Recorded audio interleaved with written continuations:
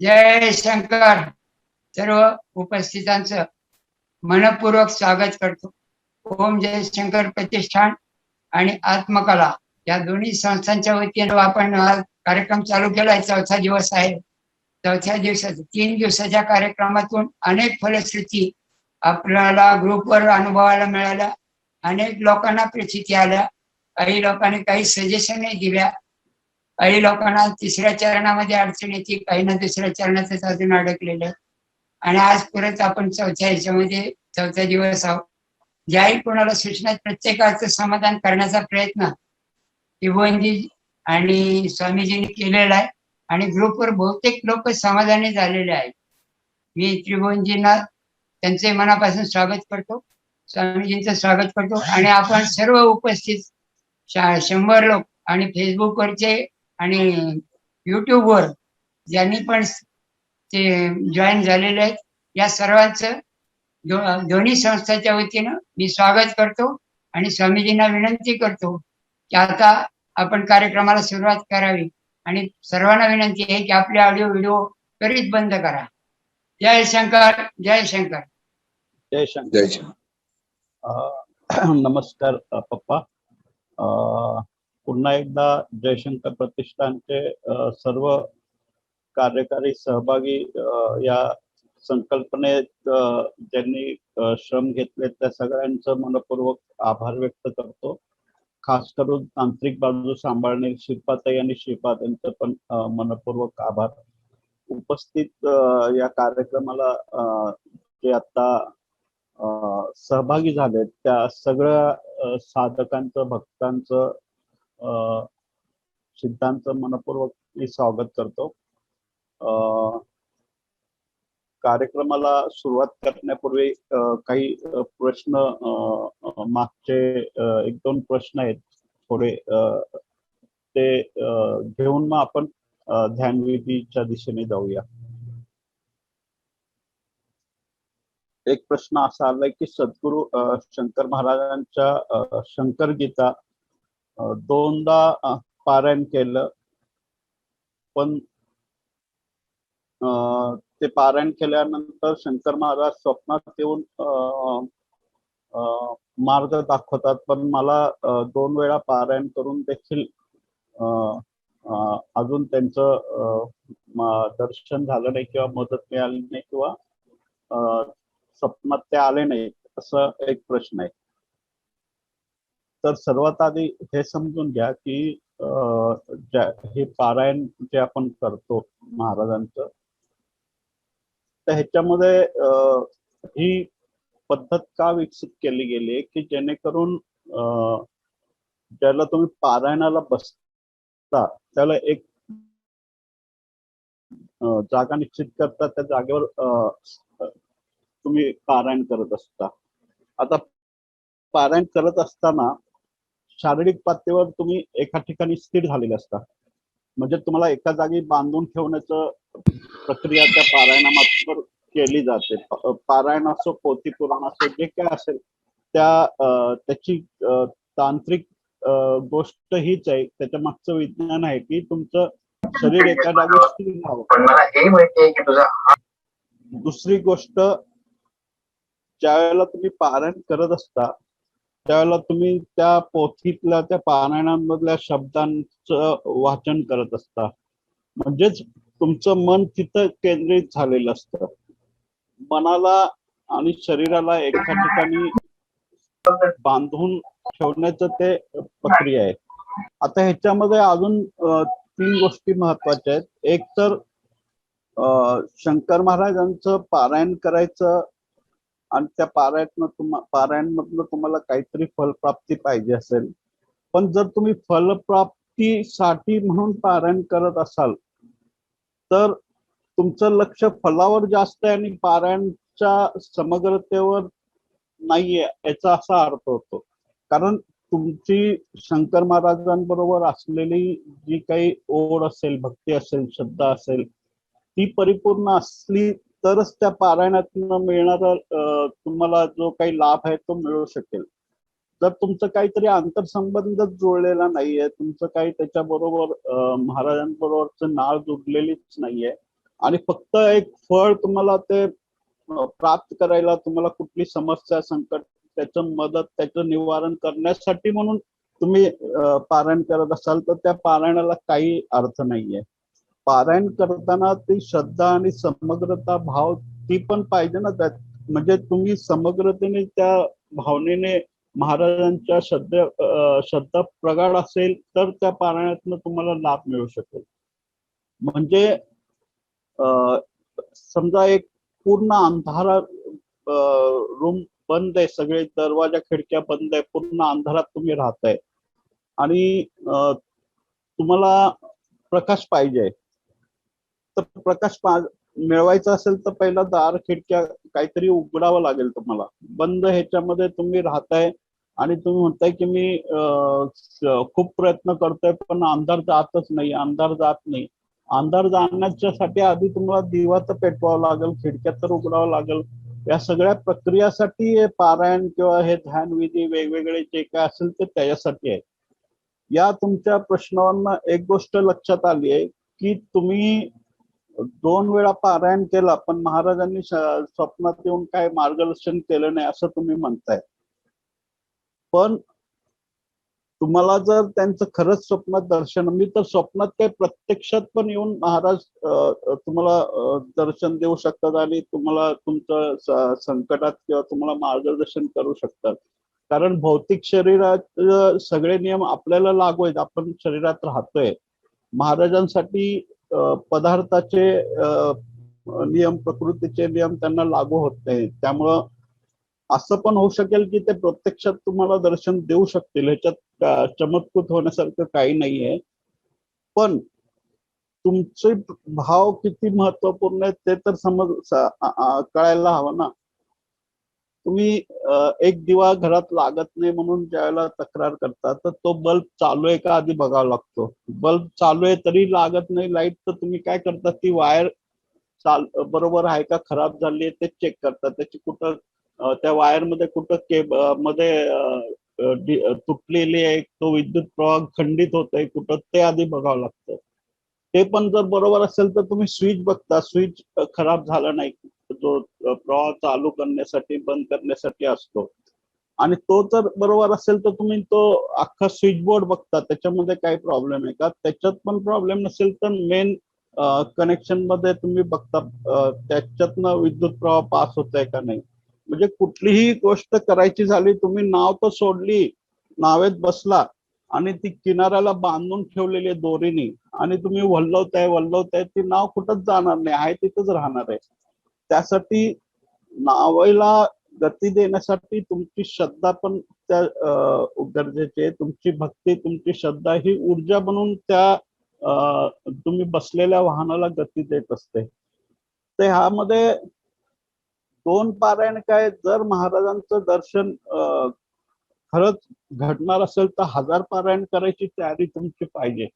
तसं जर असेल तर महाराज एका पारायणामध्ये पण तुमच्या समोर उभे राहतील. कारण प्रश्न तुम्ही किती पारायण करताय आणि किती वेळ करताय ह्याच्याशी नाहीये, तुम्ही कोणत्या भावनेने करताय ते बघितलं जातं, ते तपासलं जातं. तुम्ही काही करण्याने तुम्हाला काही उपलब्ध होत नसतं. तुम्ही किती समग्र भावनेने करताय ना ते भाव बघितले जातात. महाराजांच्या सानिध्यात तुम्ही आला तर एक गोष्ट लक्षात ठेवा की महाराजांकडे तुम्ही काय करताय त्यापेक्षा तुम्ही कोणत्या भावनेने करताय त्याचं मूल्य तपासलं जातं. महाराजांना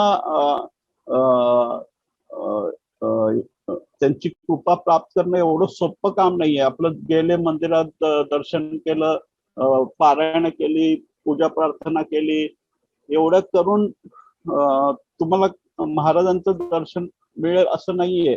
तुमच्या करण्याने ते मिळत नाहीये, तुम्ही कोणत्या भावनेने करताय ती भावना खरं खूप महत्वाची आहे.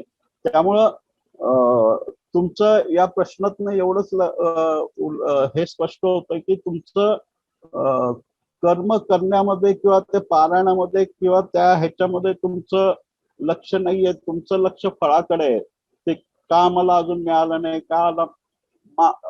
प्रत्येक वेळेला मनुष्य आपण जे जे मिळालंय ना त्याची किंमत मनुष्याला नाहीच आहे. जे नाही मिळालं त्याच्याकडेच आपण लक्ष ठेवून असतो. जीवनामध्ये जे तुम्हाला प्राप्त झालंय ते मिळालंय त्याचा आनंद, त्याचा अनुग्रहभाव कधीच सहज कोणी व्यक्त करत नाही. पण जे नाहीये, जे मिळालं नाहीये, जे हरवलंय, जे गेलंय त्याचं दुःख लोक करत बसतात. नेहमी लक्षात ठेवा, प्रत्येक श्वासागणित जे मिळालंय, जे आहेत त्याचा अनुभव भाव तुमच्या आतमध्ये प्रगाढ होत गेला पाहिजे. जे नाहीये ते प्राप्त करण्यासाठी प्रयत्न करू नका असं नाही मी म्हणत, तुम्ही प्रयत्न जरूर करा, पण जे आहे त्याचा धन्यवाद, त्याचा अनुभव भाव तुम्हाला तुमच्या श्वासागणित असला पाहिजे. आणि महाराज इतके प्रेमळ आणि करुणावान आहे की तुम्हाला म्हणजे शब्दात सांगता येणार नाही. असं होणारच नाही की तुम्ही भावनेने, समग्रतेने त्यांना साथ दिली आणि ते तुमच्या मदतीसाठी आले नाही, असं होणारच नाहीये. आता पुढचा एक प्रश्न आहे, साधारण त्याच पद्धतीचा आहे की शंकर महाराज अजून किती परीक्षा घेणार,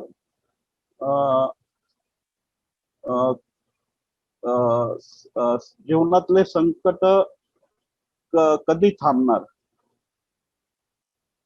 आता एक गोष्ट लक्षात घ्या की जीवन जगताना वेगवेगळ्या वळणावर, स्थळावर आपल्याला जीवनाला सामोरेला जाताना त्याच्यात संघर्ष हा आहे. पण हा संघर्ष, हे दुःख, हे संकट, हे तुमच्या आतमधली शक्ती विकसित करण्यासाठी गरजेचे पण आहेत. जर दुःख नसलं, संकट नसलं, तुम्ही जन्मापासून सगळं सुखामध्ये आनंदात गेला तर तुमच्या जीवनाला अर्थ उरणार नाही. त्या संकटामध्ये, त्या दुःखातनं जात असताना, त्या काट्याकुट्यातनं जात असताना, त्या खडतर मार्गावरनं जात असताना तुमची खरी परीक्षा असते. त्याच्यामध्ये तुम्ही मार्ग किती खडतर आहे ते बघू नका. तुमचं लक्ष जर शंकर महाराज असतील ना, तर तशा हजारो कठीण मार्गावर चालण्याचं साहस तुम्ही करायला तयारी तुमच्या मनाची झाली पाहिजे. कारण मार्ग चांगला किंवा वाईट ह्याला महत्व नाहीये, तुमचं लक्ष काय आहे. तुम्ही जर महाराजांना भेटायला निघालेत, कल्पना करा की महाराज खरंच आहेत आणि तुम्ही त्यांना भेटायला निघालेत, तर तुम्ही जाताना तुमच्या रस्त्यात किती अडचणी आले, व्यवधान आले, मार्ग आले, तरी तुमचा आनंद, तुमचा उत्साह कायम असला पाहिजे. कारण तुम्हाला महाराज भेटणार आहेत. मग तो प्रवास तुमचा सुखकर होऊ शकतो. तुमचा प्रवास दुःखित का होतो, तुम्हाला वाईट का वाटतं, तुम्हाला त्रास का होतो, कारण तुम्हाला महाराजांची भेटीची जी ओढ आहे ना, ती प्रगाढ नाहीये. जसं काल मी उदाहरण दिलं की नाही, पहिल्या चर्चेमध्ये मी उदाहरण दिलं होतं की सगळ्यात आधी जी जाणून घेण्याची तहान आहे ना, ती खूप महत्वपूर्ण आहे. ती आधी आपल्यामध्ये विकसित व्हायला पाहिजे, नंतर मग सगळा पुढचा प्रवास आहे. जर ती तहानच निर्मित नाही झालेली आहे, म्हणजे ज्याला तहानच नाही लागलेली आहे त्याला पाणी तरी कसं पाजणार, आणि जरी पाणी दिलं तरी त्याला पाण्याचं मूल्य कळणारच नाहीये. पाणी कोणत्या व्यक्तीला त्याचं मूल्य कळेल, जो खरंच तहानलेला आहे. जर तुम्ही तसंच खरंच शंकर महाराजांच्या प्रीतीसाठी, त्यांच्या भेटीसाठी, त्यांच्या दर्शनासाठी आतुर आहात, तर जरूर तुमची भेट होऊ शकते. पण तुमचे भाव किती प्रगाढ आहेत, समग्र आहेत, तुमची ती तळमळ, तुमची ओढ किती महत्वपूर्ण आहे ती. कारण नुसतं आपलं सहज आपलं कुतूहल म्हणून भेट होऊ शकणार नाही. त्याच्यासाठी तुमची आंतरिक तळमळ खूप गरजेचं आहे. तर एक छोटस उदाहरणावरून तुम्हाला सांगतो. एक पावलो कोएल्होची छोटीशी गोष्ट आहे. एक लोहार होता, गावाच्या वेशीवर तो राहायचा, आणि त्या वेशीवर राहायचा, गावाच्या तिथं नित्य नियमाने त्याची पूजा प्रार्थना आणि खूप म्हणजे असं धार्मिक मनुष्य होता तो. आणि गावामध्ये सगळ्यांच्या आजूबाजूला सगळे जे काही गावकरी मंडळी होते ते येता जाता त्याची चेष्टा मस्करी करायचे. कारण तो खूप दुःखात होता, संकटात होता, अडचणीमध्ये होता, समस्या हजारो त्याच्या दिवसागणिक वाढत होत्या. आणि अशा असताना सुद्धा तो त्याची पूजा प्रार्थना, त्याची श्रद्धा अटळ होती. तो कधी असा निराश झालेला नाही किंवा हारला नाही किंवा थकला नाही. तर लोकांना आश्चर्य वाटायचं की तू देवाचं एवढं करतो, मग देव तुला जर बघतच नसेल, त्याला तुझी किंमत नाही, तुझी भावनेची किंमत नाही, तू जे करतोय एवढं श्रद्धेने, तर तो तुझे संकट दूर का नाही करत आहे, असं लोक चिडवायचे त्याला. आणि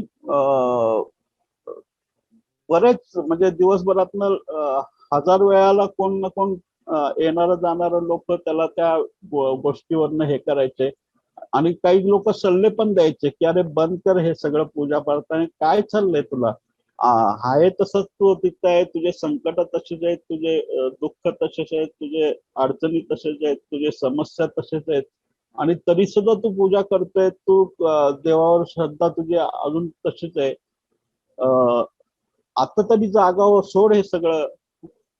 पण त्या लोहाराने जे उत्तर दिलं ते खूप महत्वपूर्ण आहे. तो म्हटला मी लोहार आहे आणि मी ज्यावेळेला एखाद्या लोखंडाचा तुकडा घेतो आणि त्याला आकार देत असतो वेगवेगळे, तर त्याला मी तापवतो आणि हातोडीने त्याला जोरदार आघात करत असतो त्या तुकड्यांवर. तर बऱ्याच वेळेला काय होतं, एखादा तुकडा असा येतो की त्याला किती आगीत टाका, किती त्याला ठोका हाना, त्याला आकारच येत नाही, तो आहे तसाच राहतो. जर श्रम ऊर्जा सगळी व्यर्थ होती, त्यावेळेला मी तो तुकडा काय करतो, फेकून देतो आणि दुसरा तुकडा घेतो तो दुसरं वस्तू बनवायला. तर मी ईश्वराला एवढंच रोज प्रार्थना करतो की हे ईश्वर, माझ्यावर किती आघात करायचे कर, किती माझ्यावर संकट मला द्यायचे दे, किती अडचणी द्यायच्या दे, किती समस्या मला द्यायच्या दे, मी सगळे ते भोगायला, ते स्वीकारायला तयार आहे. पण जसं मी त्या लोखंडाला ते आकार नाही आला त्याला म्हणून मी फेकून देतो साईडला, तसं तू मला सारू नको बाजूला. तू कितीही आघात कर, ते स्वीकारायची तयारी आहे, त्या समस्यांना सामोरं जायची तयारी आहे, त्या अडचणींना सामोरं जायची तयारी आहे, त्या सगळ्या संकटांना सामोरं जायची तयारी आहे. पण तू प्रयत्न करत राहा, माझ्यावर भरोसा ठेव, तुझ्या जसं शक्य होईल तुला जसं प्रयत्न करायचे तसं कर, आणि त्या पद्धतीने माझ्यामध्ये जे काही बदल तुला घडवायचे त्या हिशोबाने मी स्वतः समग्र तुझ्या स्वाधीन आहे. तुला जसं माझं आयुष्य घडवायचंय तसं घडव, ज्या दिशेने न्यायचं त्या दिशेने घेऊन जा, मी अजिबात तक्रार करणार नाही.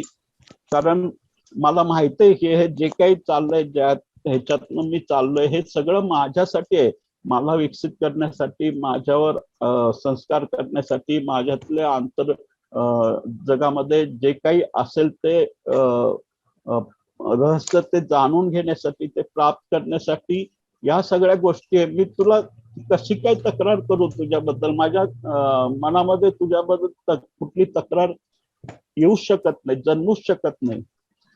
तर त्या लोहाराची जी प्रार्थना आहे ती महत्वपूर्ण आहे. तुम्ही एखादी छोट्या मोठ्या संकटाला घाबरून जर डावाडोल होत असाल आणि महाराजांच्या प्रेमाची, त्यांच्या श्रद्धेची, त्यांच्या कृपेची तुम्ही साशंकता बाळगत असाल, तर महाराजांवर तुमचं खरं प्रेम नाहीच आहे, तुमची भक्ती अधुरी आहे, अपूर्ण आहे. आणि तुम्ही स्वीकार करायला पाहिजे या गोष्टी. लक्षात ठेवा, किती जरी त्रास झाला, दुःख झालं, तरी तुमची भक्ती, तुमची श्रद्धा ही अटळ पाहिजे. एक रजपूत एका आपल्या पत्नी बरोबर जहाजातनं प्रवास करत होता, आणि प्रवास करताना ना जहाज जसं जसं ते समुद्राच्या थोडस मध्यावर आलं तसं एकदम वादळ आलं मोठं, आणि ते जहाज डगमगायला लागलं. आणि त्या राजपुताबरोबर त्याची पत्नी होती, इतरही सहप्रवासी होते, अनेक वेगवेगळ्या जाती धर्माचे लोक होते. प्रत्येक जण देवाचा धावा घ्यायला लागले. लोक म्हणायला लागले आता मरण समोर दिसायला लागले, कोणत्याही क्षणी आपली जहाज पलटी मारेल आणि आपण सगळ्यांना जलसमाधी होईल. आणि अशा स्थितीमध्ये तो राजपूत जो होता, त्याच्या चेहऱ्यावर स्मित हास्य होतं. आणि त्याच्या पत्नीला आश्चर्य वाटलं, रे एवढं सगळं अडचण, सगळेजण देवाचा धावा करतात आहे, रडारडी चाललोय, ओरडाओरडी चाललेले लोक जीवाच्या आकांताने ओरडतात आहे. आणि अशा स्थितीत हा माणूस एवढा शांत आणि कसा असू शकतो आणि ह्याच्या चेहरा स्मित हास्य कसं काय आहे? त्यावेळेला त्या पत्नीला थोडीशी शंका आली, तिला आश्चर्य वाटलं. तिने त्याला विचारली, तुम्हाला भीती नाही वाटत आहे? मरण समोर आहे, आपण कधी पण मरू शकतो. थोडं तरी विचार करा. अजिबात तुमच्या चेहऱ्यावर भय दिसत नाहीये, भीती दिसत नाही, मृत्यूचं भय नाहीये. समोर मरण आपल्या समोर आहे. आपण पुढचा क्षण आपण जगू किंवा मरू काहीच खात्री नाहीये. सगळे लोक देवाचा धावा करतात, तुम्ही का नाही करत आहे? तर त्या राजपूतनी काय केलं माहितीये का? तो राजपूत, त्यांच्याकडे तलवार असते, त्यांनी ती तलवार काढली आणि ते आपल्या पत्नीच्या गळ्यावर लावली. तर एक क्षणभर ती घाबरली आणि नंतर हसली. आणि तो म्हटला, का हसली? तर ती म्हणाली की मला तुझ्याकडनं काय मला माहितीये तू माझ्यावर एवढा प्रेम करतोस, तू मला माझा गळा कापू शकत नाही. मग त्यांनी ती तलवार मॅन केली आणि तो म्हटला, मला पण ह्या वादळाची तलवार ज्याच्या हातात आहे ना त्याच्यावर विश्वास आहे, त्याच्यावर भरोसा आहे. आणि त्यांनी मला जन्म दिलाय. जर माझं मरण असं त्यांनी ठरवलं असेल तर मी का त्याच्यामध्ये दखलंदाजी करू? जर जन्म दिला, जीवन दिलं, एवढं सगळं मी स्वीकार केला, जीवनाचा आनंद घेतला, आता जर मरण सुद्धा त्याच्या हातातून येत असेल तर किती आनंदाचा क्षण येतो. तर मी का घाबरू आणि मी का टेन्शन घेऊ? जर वादळाचा हे निर्माता तोच आहे, जन्म त्याने दिलाय आणि मृत्यूही तोच देणार आहे. जर माझा मृत्यू त्यांनी या जहाजामध्ये या तुफानात ठरलेला असेल तुझ्या बरोबर, तर मी कसला घाबरू?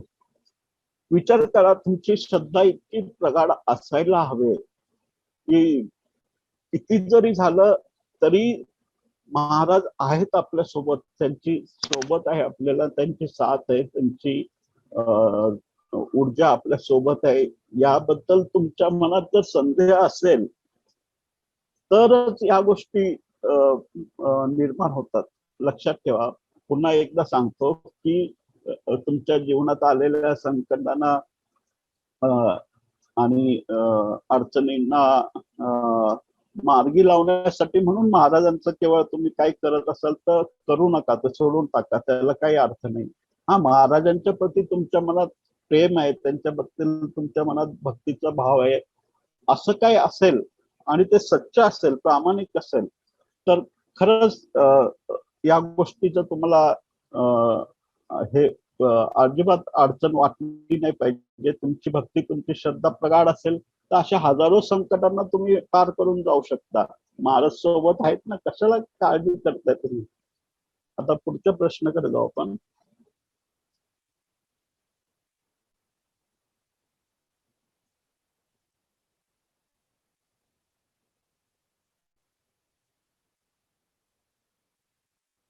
सद्गुरू म्हणजे मी शंकर महाराजांना सद्गुरू म्हणून स्वीकार केलंय, पण त्यांनी मला शिष्य म्हणून स्वीकार केला आहे की नाही हा प्रश्न आहे.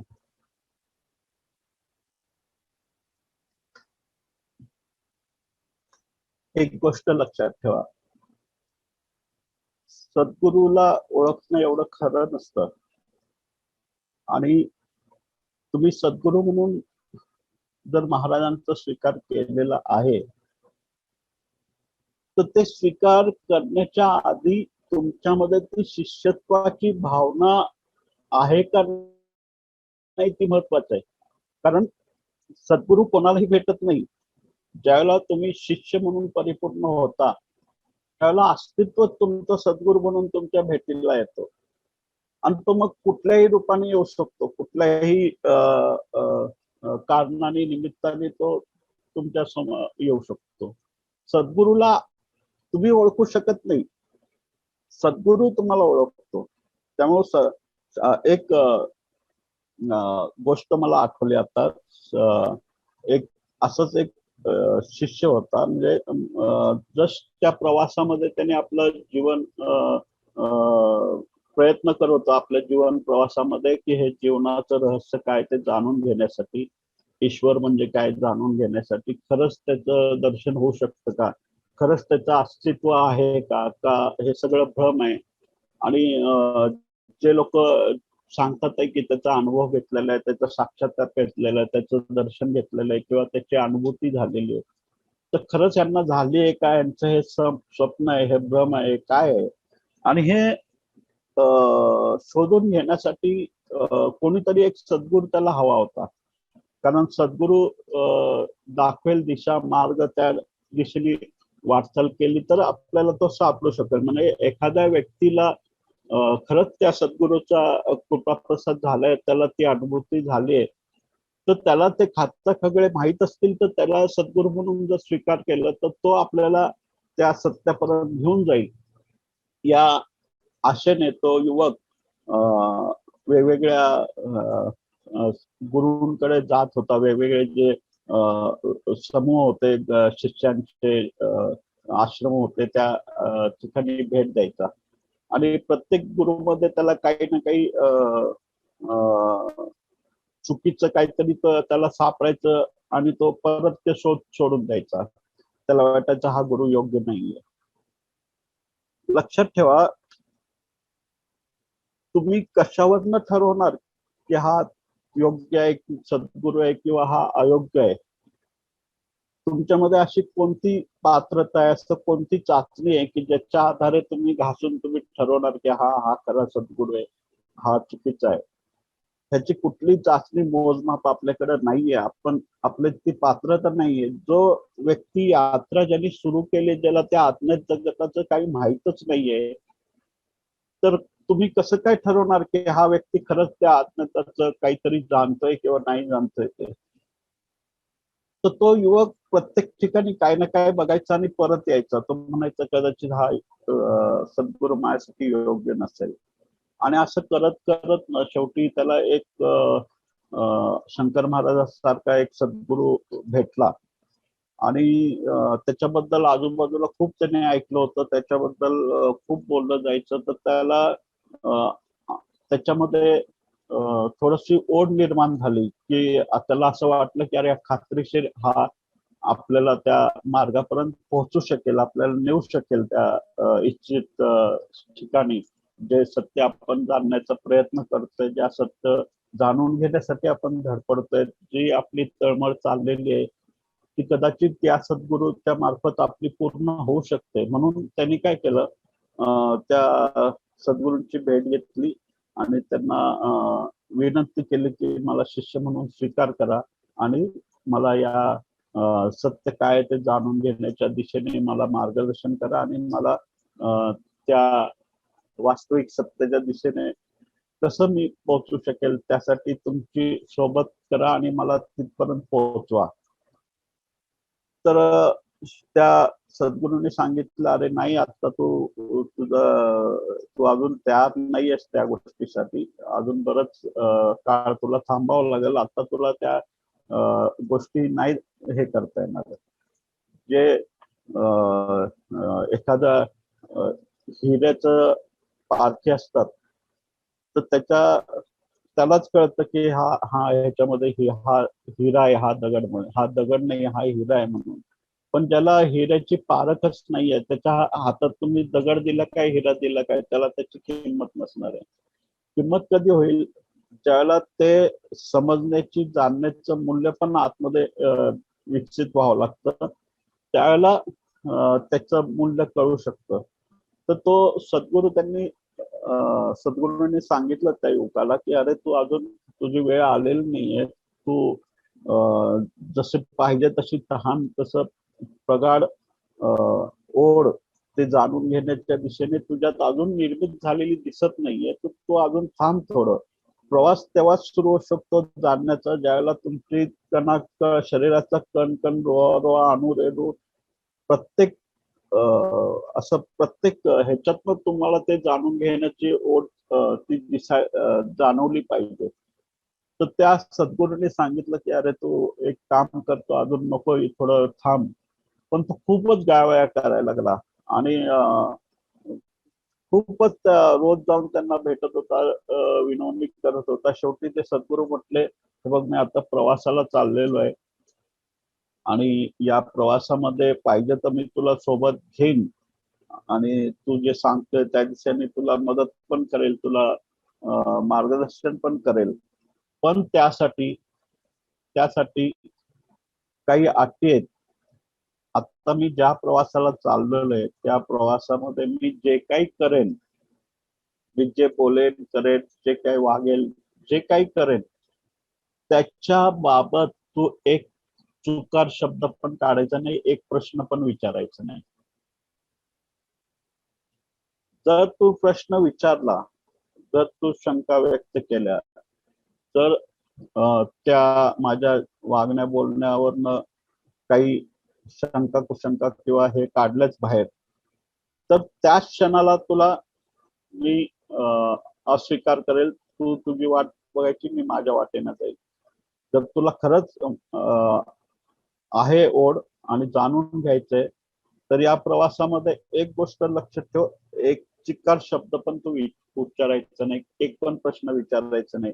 तसं असेल तर माझ्या सोबत मी तुला प्रवासाला घेऊन जायला माझी तयारी आहे, तू ठरव. तर तो म्हटला, नाही हरकत नाही, एवढी छोटीशी शर्त मी पाळू शकतो. म्हटलं, काय प्रश्न तर विचारायचे नाहीये, पण कमीत कमी तुम्ही मला स्वीकार केलं हेच खूप मोठं आहे. आणि जे काही मला जाणून घ्यायचंय ते सत्य, त्यासाठी तुम्हीच योग्य आहात. त्यामुळं तुमची शर्त मला कबूल आहे. मग सुरू झाला प्रवास. थोडं पुढे गेले ते एक छोटस नदी लागली त्यांना आणि नदीच्या पलीकडे त्यांना पुढे जायचं होतं. तर नदी पार करण्यासाठी जो नावाडी होता, त्या नावाड्याला त्या सद्गुरूंनी सांगितलं की यार आम्हाला पलीकडे जायचंय, तर तुझे काय त्याचे किती पैसे द्यावे लागतील त्या किनाऱ्यापर्यंत पोहोचवण्यासाठी तुला. तर त्या नावाड्याने म्हटलं की कसा प्रश्न विचारता तुम्ही, तुम्ही स्वतः फकीर आहात, सद्गुरू आहात आणि तुमच्याकडनं कसं आम्ही पैसे घेणार? तुम्ही आमच्या नावेत बसले हेच आमचं भाग्य. जसं रामाने केवटनी रामाला नदी पार घेऊन गेला होता त्या प्रसंगात, तसा प्रसंग तो होता.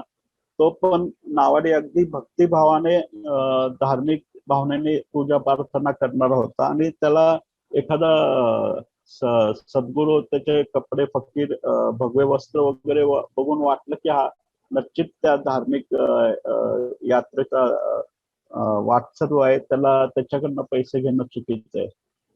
तर त्यांनी विनवणी केली की मी सोडतो तुम्हाला तरी, पण मला काही देऊ नका, मला फक्त तुमचा आशीर्वाद द्या, बाकी काय नको मला. तर तो सद्गुरू बसला, तो युवक बसला नावेमध्ये, नाव सुरू झाली आणि जसं नाव वलवायला लागला तो नावाडी, तसं त्या सद्गुरूंनी काय केलं, त्या नावेमध्ये मागे छिद्र करायला सुरू केलं.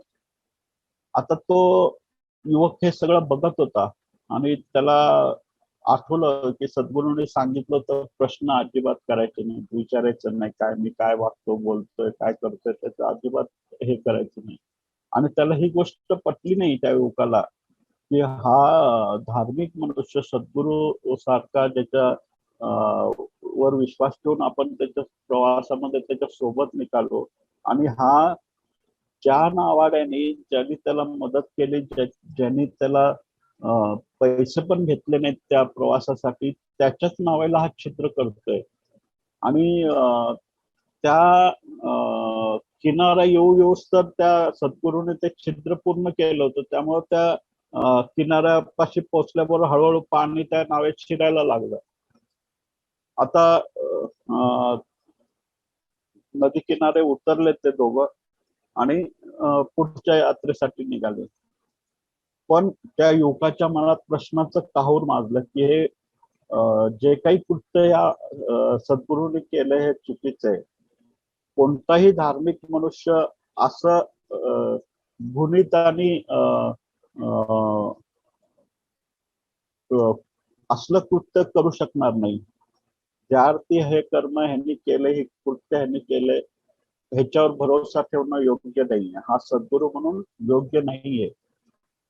थोडं पुढे गेलं त्यांनी म्हटलं की तुम्ही मला सांगितलं होतं की प्रश्न विचारायचं नाही, पण माझ्या मनात प्रश्नांचं काहूर उठलंय की ज्यांनी मदत केले त्यालाच का तुम्ही अडचणीत टाकलं, त्यालाच का संकट. आता तो बिचारा नदी पडल्यात कसं जाऊ शकणार, त्याच्या नावेला छेद पडलेलं, त्याची उपजीविका त्याच्यावर आहे. तुम्ही खूप मोठं चुकीचं काम केलंय आणि मला हे माझ्या मनाला तरी पटलेलं नाहीये.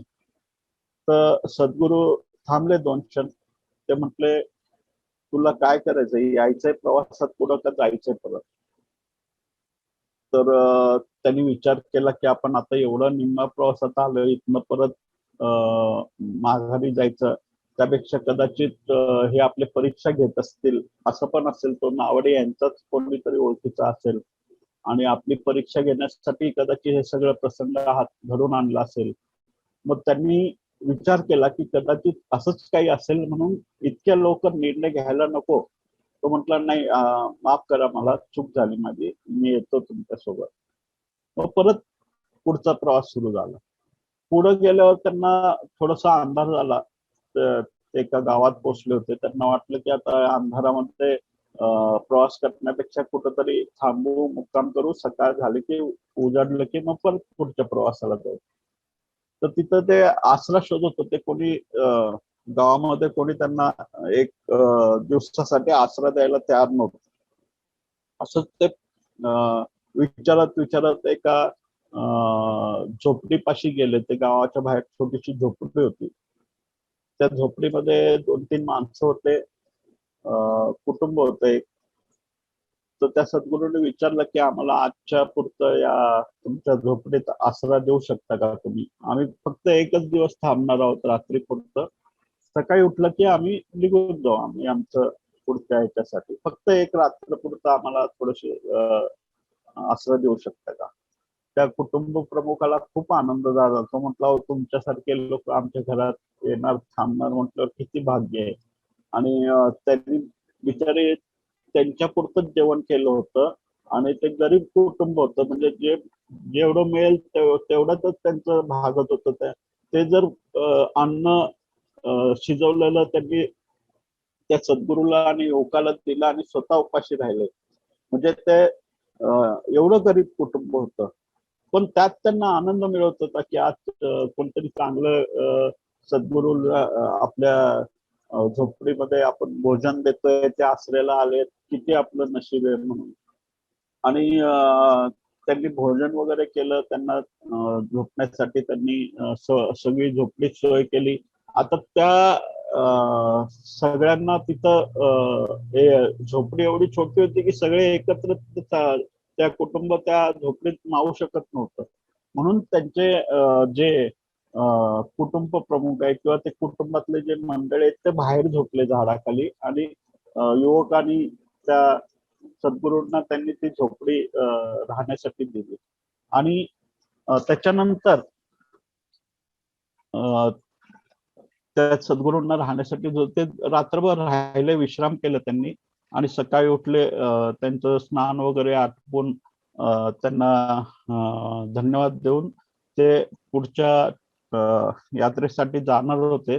तर तिथे चूल पेटलेली होती, त्यातलं एक जलतं लाकूड पेटलेलं घेऊन त्यांनी ते झोपडीवर फेकलं सद्गुरूंनी आणि ते हळूहळू ते पेट घ्यायला लागले झोपडी. आणि सद्गुरू म्हटले, चल लवकर लवकर पाऊल उचल, आता पुढचा प्रवास करायचा आहे. आणि तो युवक बघतच राहिला की हा काय क्रूरपणा आहे, की इतकं कठोर कोणी कसं काय असू शकतं की ज्या व्यक्तीने आपल्याला राहायला घर दिलं, झोपडी दिली, स्वतः उपाशी राहून आपल्याला भोजन दिलं आणि एवढं सगळं आत्मीयतेने आणि प्रेमाने श्रद्धेने केलं, त्याच कुटुंबाची झोपडी हा माणूस जाळतोय सरळ, आपले म्हणजे एवढं कठोर कसं काय कोण होऊ शकतं. थोडं पुढे गेल्यावर तो युवक म्हटला, माफ करणार करा सद्गुरू, पण हे कृत्य मला खरंच नाही पटलं. तुम्ही एक वेळ नदीकाठचं मी विसरू शकतो, पण हे माझ्या मनातनं जाऊ शकणार नाही. इतकं कठोर आणि इतकं क्रूर एखादा शैतान पण वागू शकणार नाही. एखादा वाईट माणूस, दुष्ट माणूस सुद्धा इतकं घाणेरडं, इतकं असलं कृत्य करणार नाही. आणि हे मला खरंच मनाला लागलेलं आहे. आणि मला नाही वाटत मी तुमच्याकडनं मला काहीतरी सत्य प्राप्त होऊ शकेल किंवा मी त्याला जाणून घेऊ शकेल. हे सगळं बघूनच मला ते तुमच्याबद्दल माझ्या मनात शंका यायला लागल्यात. तर सद्गुरू परत थांबले, म्हटले तुला यायचंय का जायचंय? मी तुला सांगितलं होतं प्रवासाच्या प्रारंभीत की जर सोबत यायचं असेल तर एक सुद्धा प्रश्न विचारायचा नाही, आणि विचारलास तर तुझा माझा रस्ता वेगळा, तू जायचं परत, मी जातो माझ्या ह्याच्यात. तो युवक संभ्रमात पडला की आता काय करायचं, एवढं लांब आलेलं आहे आणि हे जे काही दिसलंय ते चुकीचं आहे, त्यालाही कळतंय, मनातून वाईट वाटते, दुःख होते, आणि विचार करतोय तो की अरे आपण फसलो तर नाही, हा चुकीच्या माणसाला आपण सद्गुरू म्हणून स्वीकार केला, आपली खरीच खूप मोठी चूक झालेली आहे, आपण जावं का नाही पुढं. त्या विचारात त्याचे पावलं जड होत होते. पण त्यांनी विचार केला कदाचित हे आपली परीक्षा असेल, आणि त्या परीक्षेत आपण त्यांनी दिलेला शब्द पाळतो का नाही हे बघण्यासाठी आपली हे सगळी जर परीक्षा असेल तर आपण हार मानायला नको इतक्या लवकर. म्हणून त्यांनी स्वतःलाच आपल्या मनाची समजूत काढली आणि तो म्हटला की ठीक आहे, मी प्रश्न नाही करत, पण मला खरंच खूप वाईट वाटलं त्या कुटुंबाबद्दल. असं नव्हतं करायला हवं, त्याचं सगळं झोपडी तुम्ही जाऊन टाकली. आता तासाभराची सगळी झोपडी खाक होऊ शकते, ते आग एवढी त्याची हे होती. तर सद्गुरू म्हटले निर्णय तुझा आहे, तुला यायचंय जायचंय तू ठरव, माझं काय हरकत नाही. तू जाणून घेण्याच्या दिशेने, सत्य जाणून घेण्याच्या दिशेने प्रवास करत असशील आणि माझ्यासोबत असशील तर ठीक आहे, पण त्याची शर्त मी तुला सांगितली होती की प्रश्न अजिबात विचारायचे नाही. मग आता परत ती पण गोष्ट त्यांनी स्वीकार केली. तो थोडेसे पुढे गेला, मनाला समजूत घातली त्या युवकाने आणि आपले पावलं हळूहळू चालत त्यांच्यासोबत चालायला लागला. थोडं पुढे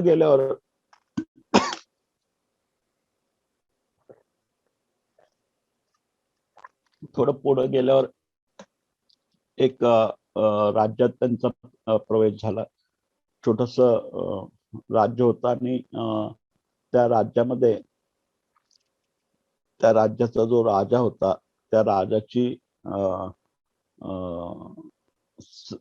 हे निघाले होते, म्हणजे त्याचे रथ होता, त्याच्या माग त्याचा युवराज होता घोड्यावर, इतर सैनिक होते, असा ताफा तो निघालेला होता. तर त्या सद्गुरूंना बघून त्या राजाने म्हटलं, अहो तुम्ही चालत कुठं चालले, कुठं जायचं तुम्हाला?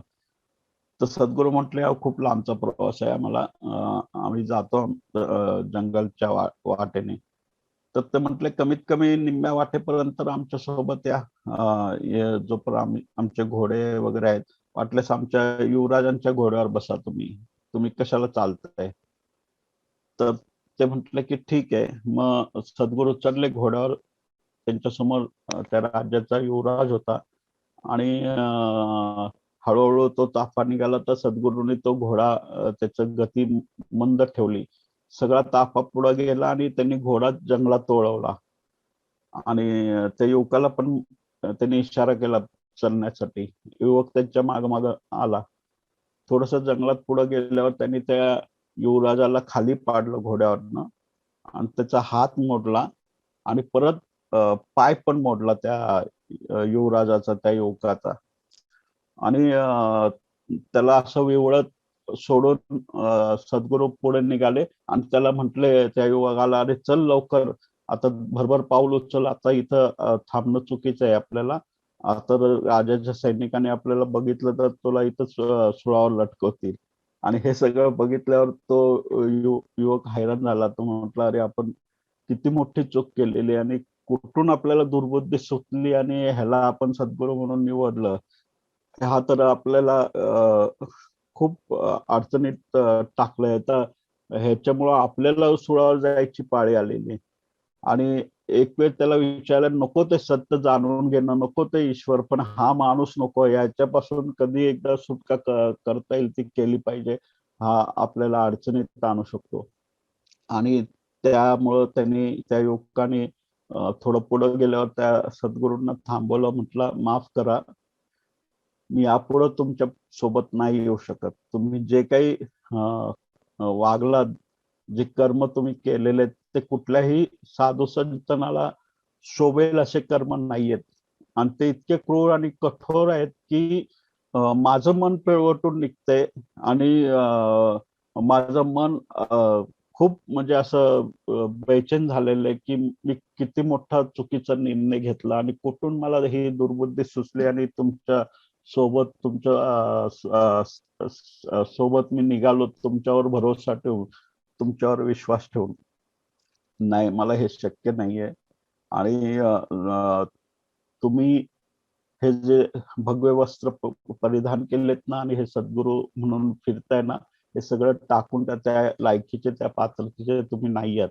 कारण इतकं कठोर तर एखादा दुष्ट माणूस सुद्धा वागू शकणार नाही जसं तुम्ही वागलात.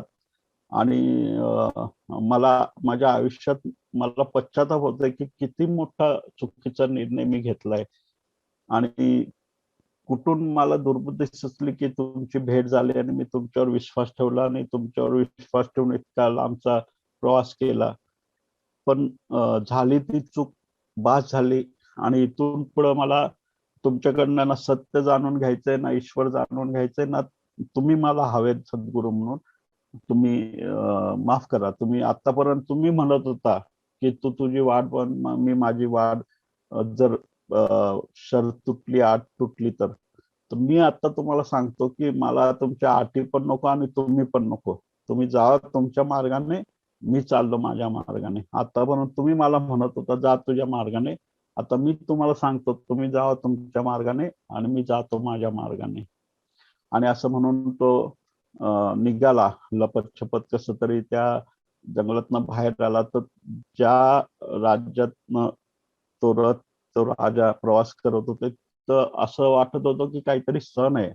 सगळीकडं धूप दीप आणि वेगवेगळ्या फुलांनी सजवलं होतं. प्रत्येक घर सजलं होतं धूप दीप आणि वेगवेगळ्या फुलांचा सुगंध येत होता. आणि कुठला तरी सण उत्सव असल्यासारखं प्रत्येक व्यक्ती त्या गावातले प्रसन्न आणि आनंदात दिसत होते. त्याला आश्चर्य वाटलंय की राज्यात काय एखादा सण वगैरे असेल त्यामुळे हे सगळं एवढं सगळं चाललेलं असेल. तर त्यांनी सहज कुतूहल म्हणून एका गावकऱ्याला विचारलं त्या राज्यातलं की हे काय चाललंय एवढं, तुमच्या इथं कुठला सण आहे का आज? तर तो म्हटला, सणापेक्षा पण मोठी काहीतरी गोष्ट आहे, ती आम्ही शब्दात व्यक्त करू शकत नाही. कारण आमच्या राज्याचा जो युवराज आहे त्याच्या हात आणि पाय मोडलेत. तर तो या राजा म्हातारा झाला आणि त्याच्या जागी तो सिंहासनावर बसणार होता. आणि हा राजा तर क्रूर आहेच, त्याच्यापासून सगळे नागरिक वैतागलेले आहेत. पण त्याच्या पण पेक्षा त्याचा मुलगा, त्याचा युवराज जास्त दुष्ट आणि क्रूर होता. आणि तो जर बसला असता तर ह्याच आम्हाला छळ सहन होईना. तर तो जर बसल्यावर तर मग काय खरंच नव्हतं. मग आमच्या सगळ्यांची ती चिंता होती. पण का कुणास ठाऊक काल काय झालं, कुठल्या प्रवासाला गेला होता तर पडला, त्याचे हातपाय तुटले. तर या राज्याच्या नियमाप्रमाणे जर राज्याचा जो युवराज आहे पुढे राजा बनणारा, तो जर शरीराने त्याच्या काही व्यंग निर्माण झाला असेल तर त्याला राजा बनवून देण्याची रीत नाही आहे राज्याची. अशा वेळेला नागरिकांमध्ये राज्यातल्या नगरामधले जे लोक आहेत त्यांना ती सूट दिली जाते की तुम्ही तुमच्यातला राजा निवडावा आणि आमच्यातला जो आमच्या सोबत राहिलेला आहे, जो आम्हाला समजतो, जाणतो, आमच्या अडचणी त्याला माहिती आहेत, त्यातल्या एकाला आम्ही राजा म्हणून निवडला. आणि हे शक्य झालं का? का तर त्या युवकाचे हातपाय तुटले होते. ते जर जसं झालं नसतं तर मग आम्हाला ही संधी मिळालीच नसती. मग तो युवक विचारात पडला की मग हे सगळं या सद्गुरूला खरंच माहिती होतं का या गोष्टी? असं म्हणजे माझ्याकडनं काही चूक झाली का? मी खूप लवकर निर्णय घेतला, माझ्याकडनं चूक तर झाली नाही, मी एका चांगल्या सद्गुरूला तर मुकलो नाही. आणि असं विचारात तो म्हटला, आता तर आपण पुढं आलोय, आता परत जाता येणार नाही. तसंच तो पुढं आला आणि जिथं तो राहिला होता, ज्या झोपडीमध्ये, त्या झोपडीत आला. तर त्या झोपडीत आल्यावर त्याला त्या झोपड्यातल्या कुटुंब प्रमुखांनी त्यांना ओळखलं त्याला. अरे म्हटलं, तुम्ही आमच्या इथं राहायला थांबला होता, सद्गुरूंबरोबर आला होता. तो म्हटला, हो, पण हे काय तुमची झोपडी सगळी जळून गेलेली आहे म्हटलं, ते झाडाखाली नवीन तुम्ही आसरा हे केलाय. तो म्हटला, अरे काय सांगावं, त्या जो कोणी सद्गुरू आले होते त्यांचीच कृपा म्हणायची. दुसऱ्या दिवशी आमच्या घराला आग लागली होती, झोपडीला, सगळी झोपडी जळून गेली. आणि नेमकं त्या दिवशी वीज पडली त्या झोपडीवर. आम्ही त्या जळल्यामुळे आम्ही त्या झोपडीत झोपू शकलो नाही, आम्हाला बाहेर झोपावं लागलं आडोशाला. तर ती झोपडीत जर आम्ही त्या दिवशी थांब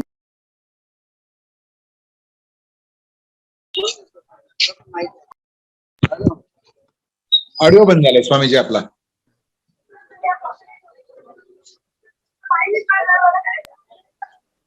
येतोय आवाज? हो, येतोय. इतर कुणी बोलू नका, येतोय आवाज स्वामीजींचा. कुणी कंप्लेंट येतोय बरं. ऍक्च्युली कसं काय झालं, मी त्याला टच पण नव्हता केला. कदाचित काही झालं असेल म्हणजे. ठीक आहे. हा,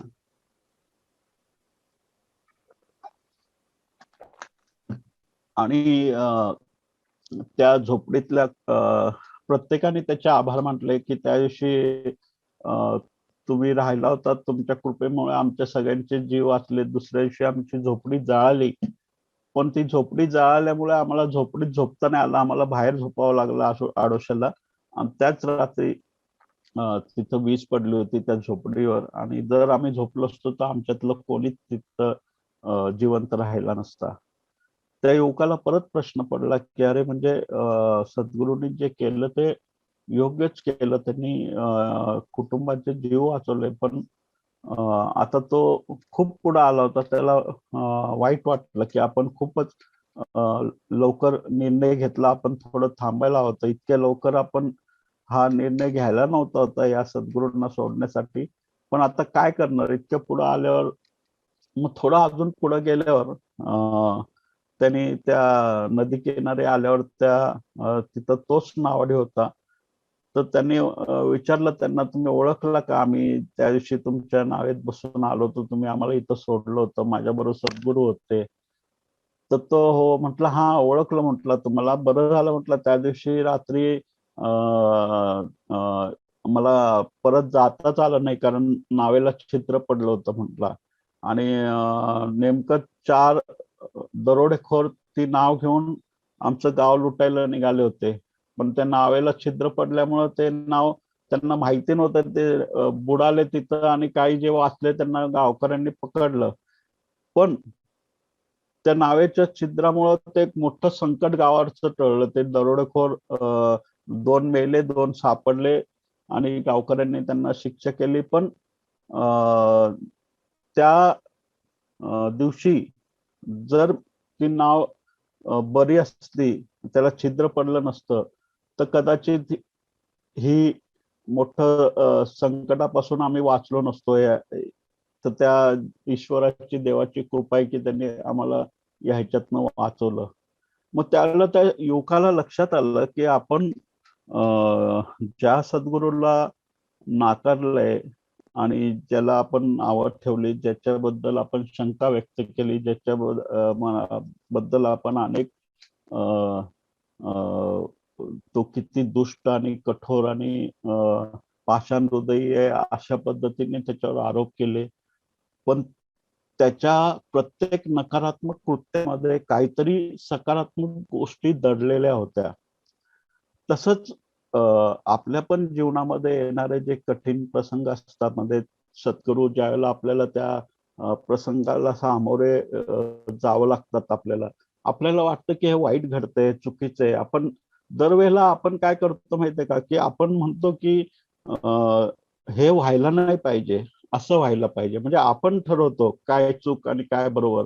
महाराजांनी असं केलं पाहिजे, असं नाही केलं पाहिजे.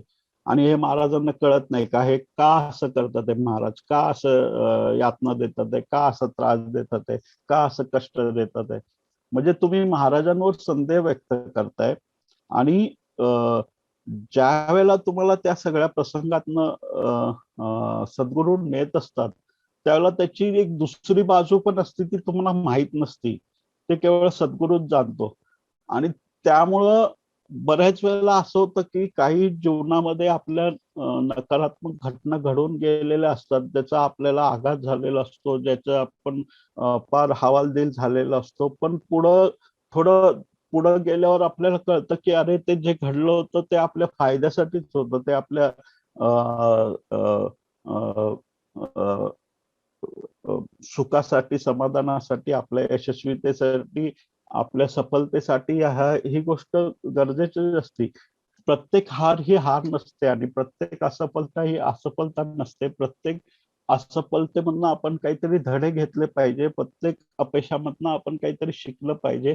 आणि प्रत्येक दुर्घटनेमधनं, अपघातामधनं, दुःखामधनं, संकटामधनं जाताना आपल्यामधल्या जो श्रद्धा आहे आपल्या सद्गुरूच्या प्रती, आपल्या आराध्याच्या प्रती, आपल्या अस्तित्वाप्रती, ईश्वराप्रती, ती तुमच्यामध्ये डळमळीत नाही झाली पाहिजे. आणि जर ती डळमळीत होत असेल ना छोट्या मोठ्या संकटामुळं, तर याचा अर्थ तुमची श्रद्धाच विकसित झालेली नाही. तुम्ही फक्त विश्वासाने वाटचाल करताय. म्हणजे आपलं विश्वास ठेवलेला आहे, श्रद्धा नाहीये. विश्वास खूप सतह आहे मनाचा. तो श्रद्धा खूप खोल तुमच्या अंतरंगात, तुमच्या हृदयातनं येते. ती श्रद्धा जन्मावी लागते, ती अशी आरोपित नाही करतायत.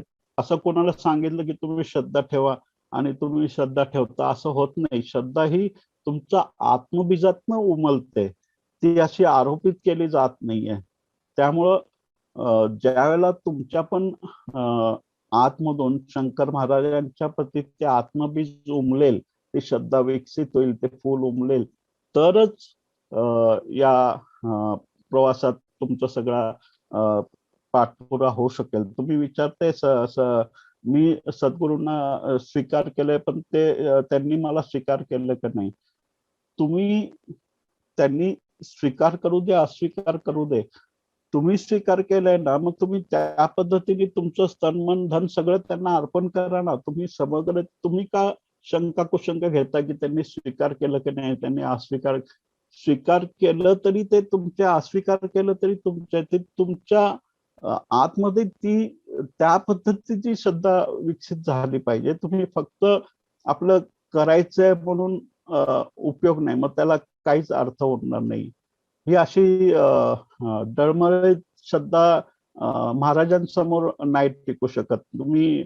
आणि महाराजांचं काय की खूप परीक्षेतनं होरपळून काढून, चावून, सुलाखून ते सोनं बनवून काढतात बाहेर.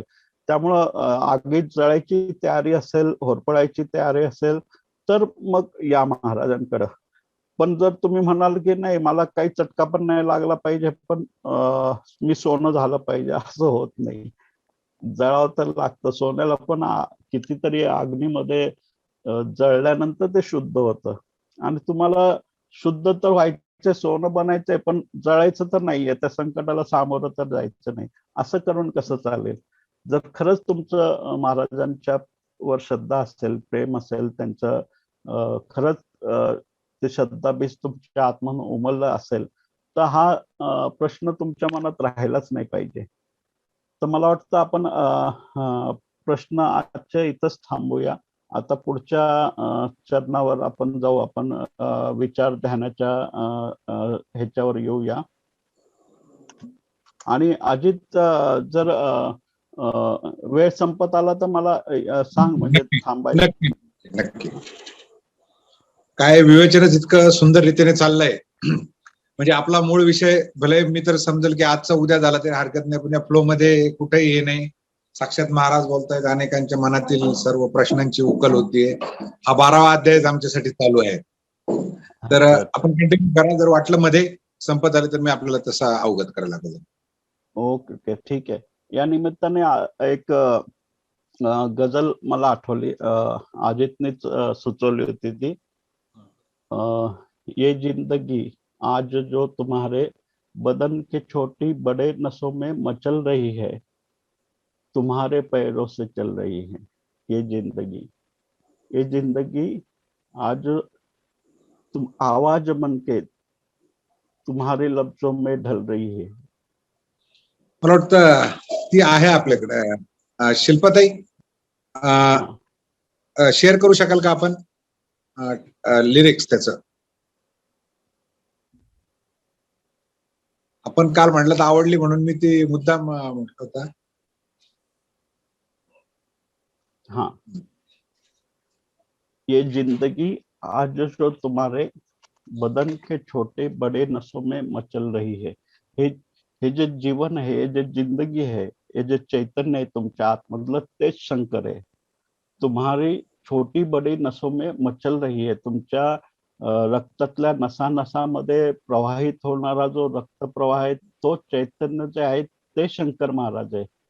हे लक्षात ठेवा. ये जिंदगी आज जो तुम्हारे बदन की छोटी बड़ी नसों में मचल रही है, तुम्हारे पैरों से चल रही है. शंकर महाराजच तुमच्या पायाने चालतात आहे. शंकर महाराजच तुमच्या मुखातनं बोलतात आहे. शंकर महाराजच माझ्यातनं बोलतात आहे आणि शंकर महाराजच तुमच्यातनं ऐकतात आहे. त्यामुळं ये जिंदगी आज जो तुम्हारे बदन की छोटी बड़ी नसों में मचल रही है, तुम्हारे पैरों से चल रही है. ये जिंदगी आवाज बनकर तुम्हारे लफ्जों में ढल रही है. म्हणजे तुमचा आवाज, तुमचं साथ, तुमची जी शब्द आहेत, ते शब्द पण महाराजांचेच आहेत. तुम्हारे लफ्जों में ढल रही है ये जिंदगी जाने कितनी सदियों में यूं ही शक्लें बदल रही है. म्हणजे तुम्ही जे आज आहात ते ह्याच्या आधीच्या जन्मी पण होता, त्याच्या आधीच्या जन्मी पण होता. वेगवेगळे रूप, वेगवेगळे आकार, वेगवेगळ्या शक्ल घेऊन, रूप घेऊन, चेहरे घेऊन तुम्ही जन्मले आहात. ये जिंदगी आज जो तुम्हारे बदन की छोटी बड़ी नसों में मचल रही है, तुम्हारे पैरों से चल रही, तुम्हारे आवाज से गले से निकल रही है, तुम्हारे लफ्जों में ढल रही है. ये जिंदगी जाने कितनी सदियों में यूं ही शक्लें बदल रही है. बदलते चेहरे, बदलते जिस्मों में चलता फिरता है एक शरारा, जो इस घड़ी नाम है तुम्हारा. उसी से सारी चहल पहल है, उसी से रोशन है हर नजारा. कलम उठाओ या सर झुकाओ, सितारे तोड़ो या घर बनाओ. कलम उठाओ या सर झुकाओ, तुम्हारी आंखों की रोशनी तक है खेल सारा. ये खेल होगा नहीं दोबारा, ये खेल होगा नहीं दोबारा. हे जे तुमच्या शरीरामधलं चैतन्य आहे ना, हे चैतन्य म्हणजेच शंकर महाराज आहे. परमात्मा म्हणजे दुसरं काही नाहीये. तुमच्या अंतरातला जो आत्मा आहे, तो जो आत्म्यातला चैतन्य प्रवाह आहे, त्यालाच आपण परमात्मा म्हणतो. तोच तुमचे शंकर महाराज आहे. ज्या भावनेने तुम्ही त्याला पुसतात, त्याच भावनेने तो तुमच्या समोर प्रकट होतो. त्यामुळं या जीवन प्रवासामध्ये, या जो आपण वाटचाल करतोय, तर त्याला बाहेर शोधण्यापेक्षा आपल्या आत शोध. तुम्ही जर महाराजांचं सगळं अख्खं गीता पारायण काय जे केलं असेल, सगळं त्यांच्याबद्दल तुम्ही जे काही त्यांचे सिद्ध वचन असेल, ते काही जाणलं असेल, त्या सगळ्यामध्ये सगळ्यात महत्वपूर्ण सगळं सारसूत्र त्यांनी एकाच वाक्यात सगळं सार त्यांच्या जीवनाचा संदेश सगळं त्यातच दिलेलं आहे. जो मुझे जानता है, म्हणजे तुम्हाला स्वतःला जर तुम्ही ओळखत असाल तर तुम्ही मला ओळखाल, हे त्यांचं एक सारसूत्र आहे. सगळ्या धर्माचं केंद्रीय सूत्र तेच आहे. स्वतःला जाणण्यासाठी स्वतःमध्ये जे चैतन्य आहे, जे आत्मा आपण ज्याला म्हणतो, तर ह्याला जाणण्यासाठी शरीराची गरज आहे. जसं या गझलमध्ये म्हटलेलं आहे शेवटी, ये खेल होगा नहीं दोबारा. म्हणजे जर तुम्हाला या जन्मामध्ये जाणून घ्यायचंय तर तुम्ही इतक्या प्रगाढतेने जाणं की हाच आपला शेवटचा जन्म आहे. आपल्याला पुढं काय माहित कुठला जन्म मिळेल, कुठं मिळेल, परत ह्या गोष्टी घडतील नाही घडतील. जयशंकर प्रतिष्ठान सारखं किंवा आत्मकला सारखं कुठलं तरी ध्यान शिबिरात भाग घ्यायला मिळेल नाही मिळेल, काहीच शाश्वती नाहीये. हा जन्म आपल्या हातात आहे, हे शरीर आपल्या हातात आहे, आणि या शरीरात आपण जो पण आपला आत्मा आहे तोपर्यंत आपण त्या आत्म्याला जाणू शकतो. जर आत्म्याला जाणायचं असेल तर लक्षात ठेवा, शरीर खूप गरजेचं आहे. कारण शरीर नसताना आत्म्याला तुम्ही जाणू शकणार नाही. हा ही गोष्ट खरी, आत्मा मरत नाही, आत्मा अमर आहे. त्याला अग्नीने जाळू शकता येत नाही, त्याला हवा वाहू शकत नाही, त्याला तलवार कापू शकत नाही. ह्या सगळ्या गोष्टी खऱ्या आहेत. तुम्ही अमृत पुत्र आहात. तुम्ही परमात्मा आहात म्हटल्यावर तुम्ही अमृतच आहात. तुमचा पण जन्म नाही, मृत्यू नाही. आणि या सगळ्या संसाराचं सगळं सूत्रधार तुम्हीच आहात. तुमच्या आतच तो दडलेला आहे. पण तुम्ही हे असं झालं की एवढं मोठ्या अख्ख्या ब्रह्मांडाचे मालक तुम्ही, आणि तुम्ही स्वतःला असं समजून जगताय की अरे मी काहीच नाही, मी खूप शूद्र आहे, मी खूप हे आहे. तुम्हाला ते खजाना ती आतला तुमचा जी काही संपत्ती आहे ती तुम्हाला माहीतच नाहीये. आणि हे जे काय आपण हे शिबिर घेतलेलं आहे, ह्या किंवा हे ध्यानविधी घेतो, हे सगळे त्या प्रवासात त्या टप्प्यामध्ये ते जाणून घेण्याच्या आपल्याला दृष्टीने जो मार्गक्रम आपल्याला करायचा आहे त्या दिशेने आपली वाटचाल चालू आहे. आता इथं ओंकारच्या बाबतीत पण बरेच परत परत प्रश्न येतात आहे की पहिलं चरण केलं, दुसऱ्या चरणावर दुसरे चरण करताना अडचणी येतात, काही लोकांना तिसरं चरण करताना अडचणी येतात. एकूण जो सगळ्या प्रश्नाचा जर सार घेतला ना आपण, तर त्याच्यामध्ये सगळ्यांनी पहिला जे चरण आहे ते खूप सुंदर केलेलं आहे. सगळ्यांना त्याचं म्हणजे ट्युनिंग व्यवस्थित जमलेलं आहे. दुसऱ्या आणि तिसऱ्या चरणावर थोडीशी समस्या येते. तर दुसऱ्या चरणावर मी सांगितलं की मनातल्या मनातच आपल्याला उच्चारण करायचंय, म्हणजे ओठांनी नाही बोलायचंय, तोंडाने नाही बोलायचंय, मनातले बोलायचं. म्हणजे मनातल्या मनातच त्याचं तो ओम ओम असं हे उच्चारण मनातलं करायचं, ओठ नाही चालवायचे, आवाज नाही यायला पाहिजे दुसऱ्या चरणावर. आता ह्याच्यामध्ये काही लोकांना थोडस बैचन होत आहे, अस्वस्थ होत आहे, काहीच्या पाठ दुखते किंवा काही. हे बघा, सुरुवात आपण केलेली आहे आणि या सुरुवातीच्या ह्याच्यामध्ये थोड्याफार अडचणी समस्या येत असेल शारीरिक पातळीवर, तर त्याच्याकडे दुर्लक्ष करा. कारण जे तुम्हाला मिळणार आहे ते खूप मोठं आहे, ते त्याची किंमत होऊ शकणार नाहीये. त्यामुळं आणि खरंच या काही दिवसामध्ये ग्रुपमध्ये सगळ्यांनी खूप समग्रतेने त्यात सहभाग घेतलेला आहे आणि प्रयत्न करतात आहे. अजित त्रिभुवन आणि आज तर पप्पांनी पण त्याच्यामध्ये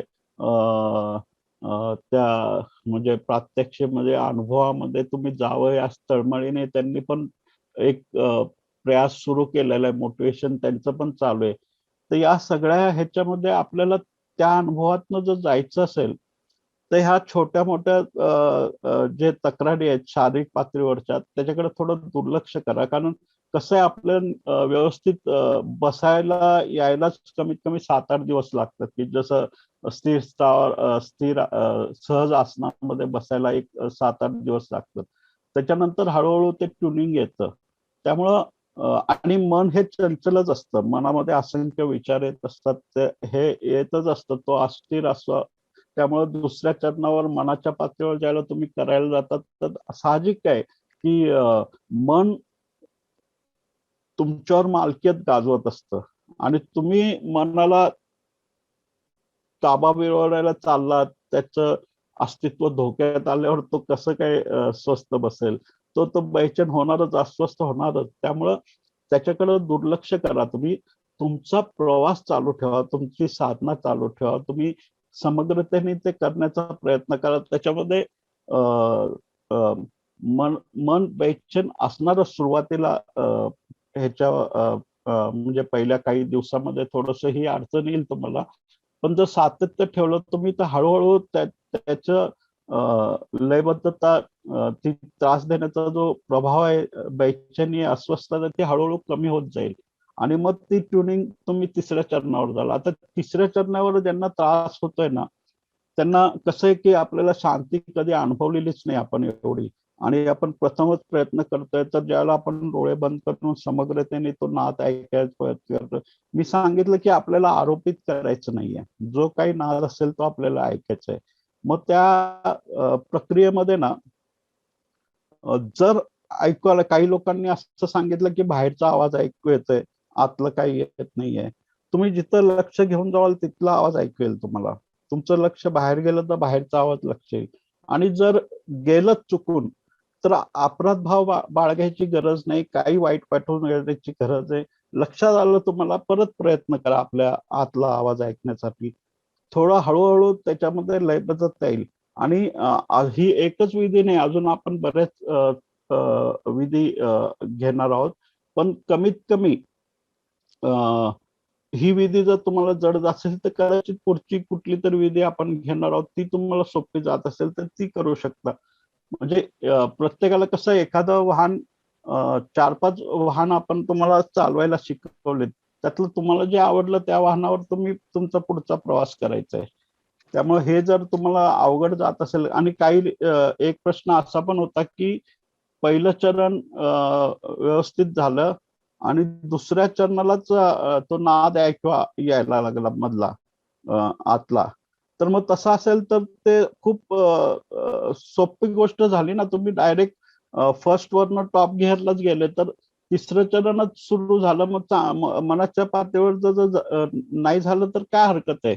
म्हणजे त्याच्यात आपलं मेन तर लक्ष तेच आहे ना, अंतर्नादचा ओंकार ऐकण्याचं. त्यामुळे जर दुसऱ्या चरणानंतर तुम्ही डायरेक्ट तिसऱ्या चरणावर तुमची जम गेली, म्हणजे तुम्ही फास्ट गेलात, तर त्याचं उलट चांगली गोष्ट आहे ती. त्यासाठी त्याचं स्वागत करा आणि त्या ह्याच्यामध्ये स्थिर राहण्याचा प्रयत्न करा की आपलं दुसरं चरण मिस झालं हे मनात आणून देऊ नका. पहिलं चरण झालं आणि दुसऱ्या डायरेक्ट तुम्ही तिसऱ्या ह्याच्यात प्रवेश करत असाल तर चांगली गोष्ट आहे ना. तुम्ही कधी पण बघा, गाडी चालवणारा व्यक्ती जर पहिला शिकत असेल गाडी, तर त्याला क्लच कुठे, ब्रेक कुठे, एक्सलेटर कुठे, स्टेअरिंगचं हे सगळं जजमेंट सांभाळत थोडस अवघड होतं त्याला सुरूला. आणि पण जसं त्याला थोडस अभ्यास व्हायला लागतो चालवण्याचा, मग त्याला ब्रेक कुठे, एक्सलेटर कुठे, हे सगळं काय बघायची गरज नाही. मग पहिल्यांदा तो फर्स्ट सेकंड गिअर मध्ये चालवत असतो, कारण टॉप गिअरला जायची भीती वाटत असते त्याला. पण जसं त्याचा अभ्यास होतो तसं त्याचं आत्मविश्वास वाढतो, तसं तो टॉप गिअर मध्ये गाडी चालवायला लागतो डायरेक्ट फर्स्ट सेकंड मध्ये. जसं हायवेवर तो टॉप म्हणून टाकतो, तो सिटीमध्ये पण चालू शकतो. तर अशा पद्धतीने ही विधी पण तुम्हाला हळूहळू त्याच्यामध्ये तुम्हाला अभ्यास येईल. आत्ताशी 1-2 दिवस झालेत आणि मी तुम्हाला तर 21 दिवसाचं हे सांगितलं. 21 दिवस तरी कमीत कमी सातत्य पाहिजे एकाच साधनेमध्ये, तर त्याच्या परिणाम तुम्हाला दिसायला लागतील. तर हे गोष्ट लक्षात ठेवा की ओंकार ध्यान जर तुम्ही करत असाल, तुम्ही 1-2 दिवसात पण तुम्हाला जे काही मिळतंय अनुभव, तो पण काही कमी नाहीये, त्याचं पण स्वागत करा.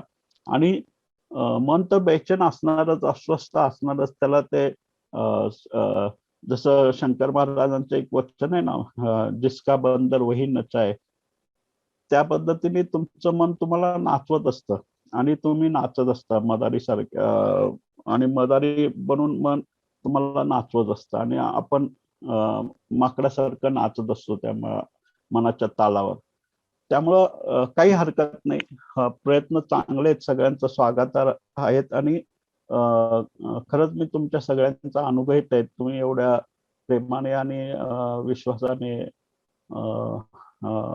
प्रगाढतेने म्हणजे प्रामाणिकपणे प्रयत्न करतात. तर तुमच्या एकंदर सगळ्या ह्याच्यावरनं लक्षात येतं की प्रत्येक जण प्रयत्न करतोय. आणि खात्री बाळगा, थोडंफार सुरुवातीला काही हे होत असेल तर त्याचं निराश होण्याची गरज नाहीये, वाईट वाटण्याचं काहीच कारण नाहीये. प्रवास चालू ठेवा, तुम्हाला अनुभूती मिळणार 101% ह्याच्यामध्ये संदेह नाहीये. तर आपण आता आज एक कुठली तरी एक ध्यानविधी आज पण घेऊया. प्रश्न आपले संपलेले आहेत. तर मला वाटतं विचाराच्या संदर्भात पण काही प्रश्न आले होते. तर विचार ध्यान आपण घेऊया. आणि या विचार ध्यानासाठी जसं ओंकार ध्यानाच्या बाबतीत झालं की आपल्याला वेळच मिळाला नाही. आणि ऍक्च्युली कसं होतं, ओंकार ध्यानाच्या बाबतीत अजितने मला कल्पना दिली होती की तुम्हाला एक्स्ट्राचा वेळ आहे, त्यामुळे मागं पुढं झाले तर चालेल. पण माझ्याकडनं चूक झाली, मी ते डोक्यात 9:30चा टाइम घेऊन बसलो होतो. त्यामुळं मी तो लवकर संपवण्याच्या हिशोबाने वेळ हे केला. तर हरकत नाही. आपण जसं पप्पांनी आता सांगितलं त्याप्रमाणे एखादी क्लिप करून मी टाकण्याचा प्रयत्न करतो, जेणेकरून सगळ्यांना सोपं जाईल नेमकं कशा पद्धतीने हे करायचंय ते. आणि दुसरी गोष्ट, अजूनही काही प्रश्न आले तर जरूर तुम्ही ग्रुपवर विचारा, आपण त्याचं निरसन करूया. आणि जे जे लोक प्रामाणिकपणे प्रयत्न करतात त्यांच्या सगळ्यांचा मी आभारी आहे. आता विचाराच्या बाबतीत पण काही प्रश्न आले, तर विचार ध्यान आज आपण घेऊया. तर विचार ध्यान हा पण सगळे ध्यान शेवटी मनाशी संबंधित आहे. त्यामुळे हा विचार ध्यान ज्यावेळेला आपण करतो त्यावेळेला एक गोष्ट आपल्याला स्वीकारून चालावी लागेल की मन हे बेचैन आहे, मन हे अस्थिर आहे आणि मनात असंख्य विचाराचं काहूर माजलेलं असतं. त्यामुळे तुम्ही डोळे बंद करून ध्यानाला बसला आणि तुमचं सगळं लक्ष तुम्ही जर विचारावर केंद्रित केलं तर तुमच्या असं लक्षात येईल की खूप असंख्य विचाराचं वादळ तुमच्या अवतीभोवती त्या मनामध्ये उठायला सुरुवात होते. मग विचार ध्यान खूप सोपी ध्यानविधी आहे ही.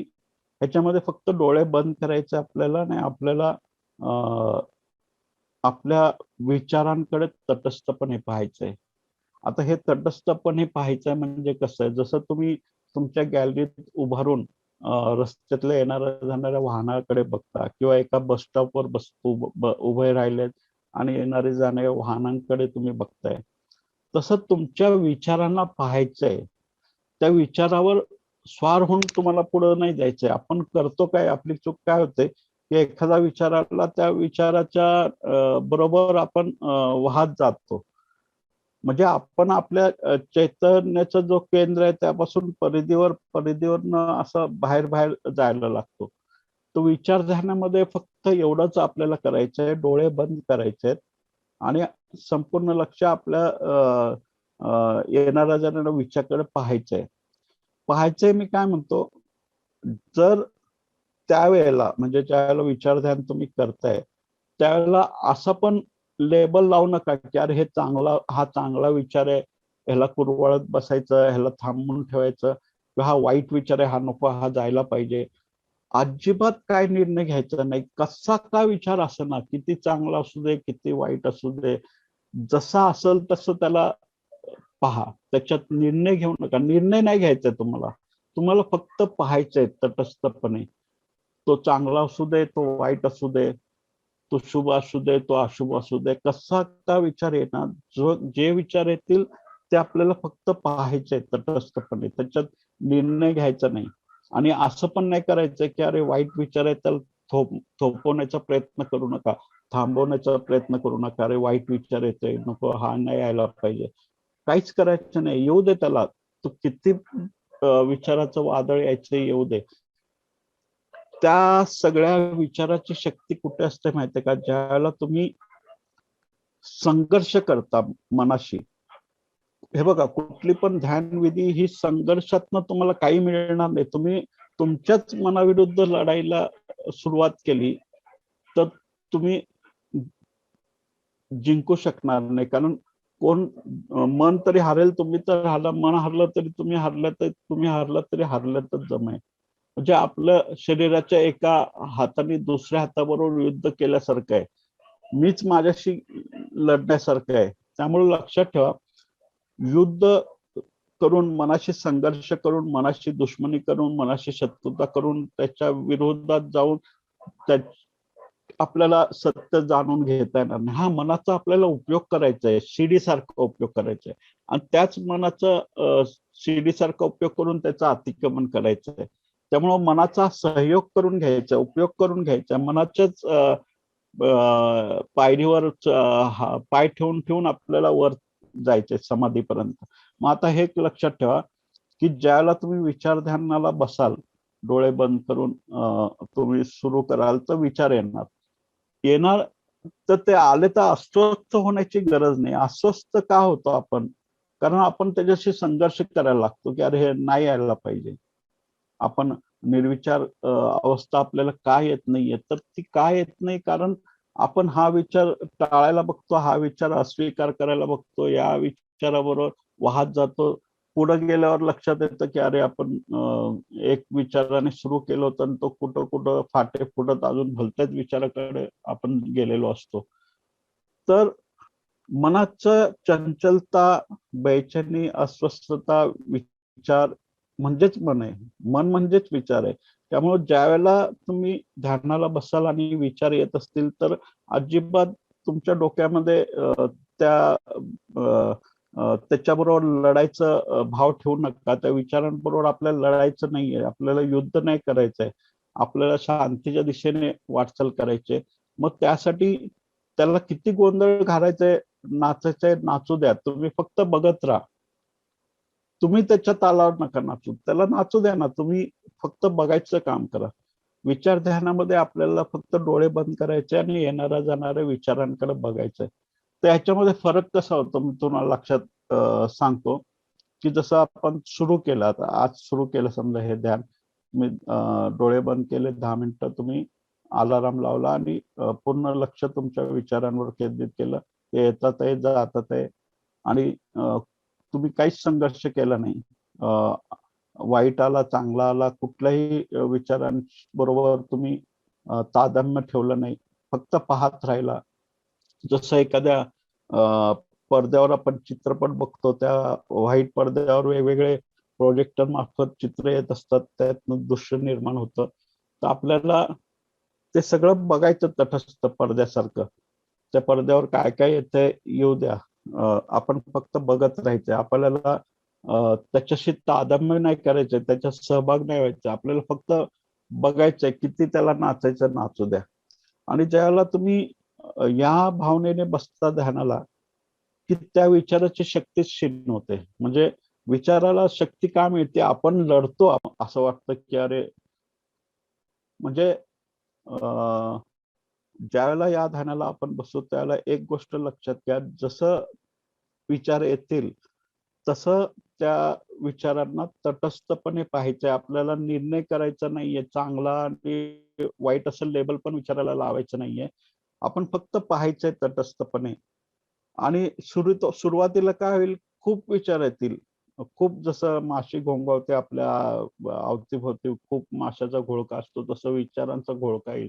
अजिबात घाबरू नका. येऊ द्या त्यांना, किती यायचं येऊ द्या, किती नाचायचं नाचू द्या. तुम्ही तटस्थपणे पाहत राहा फक्त. आणि ह्याच्यामुळे काय होतं, ज्यावेळेला तुम्ही पाहायला लागतात तटस्थपणे, त्या विचाराची ताकद, त्याची शक्ती, त्याची ऊर्जा क्षीण होते. आणि मग एक विचार येतो आणि मग तो थोडं अंतर येतं आणि दुसरा विचार येतो. म्हणजे याचा अर्थ आधी खूप विचार सलग एकामागे एक चिटकून येत होते, आता त्या एका आणि दुसऱ्या विचाराच्या मध्ये अंतर यायला सुरुवात होतं. म्हणजे एक विचार आला, थोडं अंतर येतं, परत दुसरा विचार येतो. मग हे जे अंतर आहे मधलं, हे हळूहळू वाढत जातं. निर्विचार ज्याला म्हणतो, जिथे विचारच नाहीये, हे अंतर असं वाढत जातं. म्हणजे एक स्थिती अशी येते की कुठलाच विचार येत नाही. तुम्ही डोळे बंद करता आणि डायरेक्ट तुम्ही निर्विचार स्थितीत पोहोचता. आणि हे खूप अवघड नाहीये. फक्त तुम्ही संघर्ष करू नका. मन अस्वस्थ असतं, ते तुम्हाला त्रास देईल, तुम्हाला वेगवेगळ्या कारणाने ते असं वाटेल की डोळे उघडावा, आता नको हे करायला. पण तुम्ही जर ठरवलं ना निश्चित, तर ते प्रयत्न तुमचे चालू ठेवा. निश्चितच तुम्हाला ती स्थिती अनुभवायला येईलच. एक विचार आणि नंतर अंतर आणि नंतर दुसरा विचार, आणि हे अंतर वाढत वाढत इतकं वाढत जाईल की नंतर तुम्हाला इतकं त्याचा सराव होईल की तुम्ही डोळे बंद केले की सरळ निर्विचार स्थितीमध्ये जाल. तुम्हाला विचारच येणार नाहीत बिलकुल. त्याला तुम्हीच निमंत्रण देत असता तुमच्या संघर्षामुळं, मनाच्या लढण्यामुळं. आणि मन जेवढं शक्य तेवढं प्रयत्न करतो की तुम्ही स्थिर आणि शांत होऊ नये. कारण ते झालं तर तुम्ही मनाचे मालक होता, आणि मन एवढं सहजासहजी आपली मालकी सोडायला तयार नसतं. त्यामुळे तो कुठल्या ना कुठल्या कारणाने तुम्हाला अडकवण्याचा प्रयत्न करतं. त्यामुळे त्या मनाच्या ह्याच्यात, त्याच्या चालबाजीवर फसू नका. डोळे बंद करायचेत आपल्याला आणि येणाऱ्या जाणाऱ्या विचाराकडे फक्त पाहायचंय. तर आता हे प्रॅक्टिकल प्रत्येक जण करू शकतो. आपण ह्याच्यामध्ये ऑडिओची तर गरजच नाहीये. फक्त व्हिडिओ ऑन केला आणि ऑडिओ बंद ठेवला तरी आपण हे ध्यान करू शकतो. मला वाटतं एक अलार्म लावून आपण हे ध्यान घेता येईल का अजित? घेऊ शकतो आपण. किती हा, वेळ मग एका अलार्म त्यावेळेस किती मिनिटाचा? साधारण एक 10 मिनिटाचा अलार्म लावून सुरू करू ध्यान आपण. चालेल ना. तर विधी एकदा पुन्हा म्हणजे एकदा सांगा की आपल्याला शांत बसायचंय, कुठलंही शांत, डिस्ट्रॅक्शन. सहज आसनामध्ये बसायचंय आणि आपलं लक्ष आपल्या येणारा जाणारा विचारकडे फक्त तटस्थपणे बघायचंय. आपल्याला डिसिजन नाही घ्यायचा, निर्णय घ्यायचा नाही की हे चांगलं आहे, हा वाईट आहे. जो चांगला आहे त्याला थांबवायचा प्रयत्न करायचा नाही, जो वाईट आहे त्याला थांबवायचा प्रयत्न करायचा नाही, आणि जो चांगला आहे त्याला थांबवायचा प्रयत्न करायचा नाही, आणि जो वाईट आहे त्याला टाळायचा प्रयत्न करायचा नाही. फक्त पाहायचंय आपल्याला तटस्थपणे. मग इथे असं करू शकतो, तुम्ही सांगितल्यानंतर सुरुवात करतील सर्व. आपण 10 मिनिटाचं हे घेऊ आणि इथे मी सांगेल की आपण ही क्रिया चालू केल्यानंतर कुणी कुठल्याही परिस्थितीत डोळे उघडू नका. म्हणजे हे जोपर्यंत श्वासाचा हे होत नाही, आदेश येत नाही, आणि तोपर्यंत जर हे पाहिजे असेल, तुमची परमिशन असेल तर आपण तुम्हाला हे करण्याकरता जर व्हिडिओ चालू केले तर मला वाटतं मग ऑब्झर्व करायला तुम्हाला हे सोपं राहील शांत चित्ताने. माझा व्हिडिओ ऑफ करून बाकीच्यांचे चालू करा. नाही, तुमचाही राहू द्या, काही हरकत नाही. तुम्हाला पाहता येतील सगळे. तर सर्वांनी कुठल्याही प्रकारे आपला ऑडिओ चालू करू नका. शांत चित्ताने आपला व्हिडिओ फक्त चालू ठेवा. आणि ज्यांना या सूचना समजणार नाही त्यांनी काहीही नाही केलं तरी चालेल. फक्त महाराज म्हणजे स्वामीजी सांगतील त्यावेळेस आपल्याला डोळे मिटून शांत बसायचे. बाकीचे ज्यांना काही कळलं नाही त्यांना आपण ग्रुपवर परत त्याच्याबद्दल चर्चा करूया. सगळ्यांना माझा आवाज येतोय? येतोय. म्हणजे मी सांगू शकतो, आपण ऑडिओ बंद करायला सांगितलं सर्वांना. नक्की येतोय. ठीक आहे. मग आता अलार्म तू लावलाय ना अजित?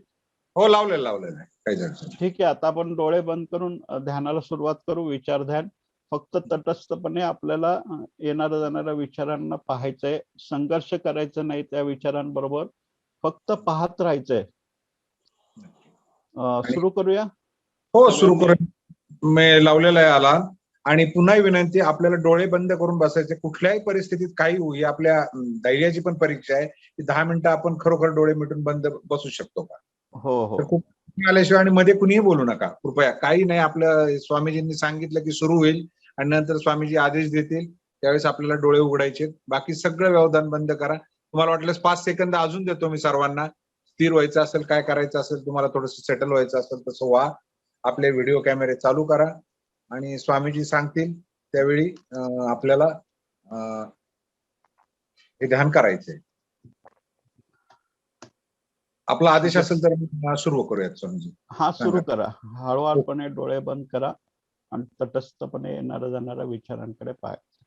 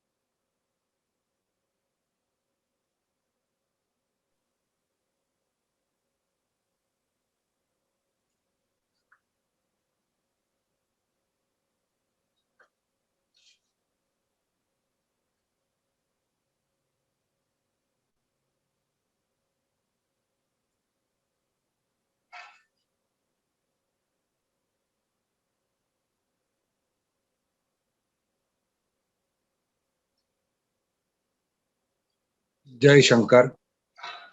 आपली 10 मिनिटाचा हे ध्यान संपन्न झालेलं आहे. आता स्वामीजी आपल्याला पुढच्या सूचना देतील. तोपर्यंत आपण आहे त्या स्थितीत, आहे त्या आसनात डोळे मिटून शांतपणे बसून राहा. स्वामीजी आता आपल्याला संदेश देतील, तो आपण अतिशय शांतपणे ग्रहण करायचा आहे. कुठलीही घाई करू नका, गडबड करू नका. यानंतर स्वामीजी जसा आदेश देतील त्या पद्धतीने आपल्याला अतिशय शांतपणे, कुठलाही घाई गडबड करू नका, डोळे उघडण्याची घाई करू नका. स्वामीजी आपल्याला सर्व सूचना देतील, त्याचं आपण पालन करूया. आदरणीय स्वामीजी. डोळे बंद राहू दे. अजून काही मिनिटं तटस्थपणे विचारांना पाहण्याचा प्रयत्न करा.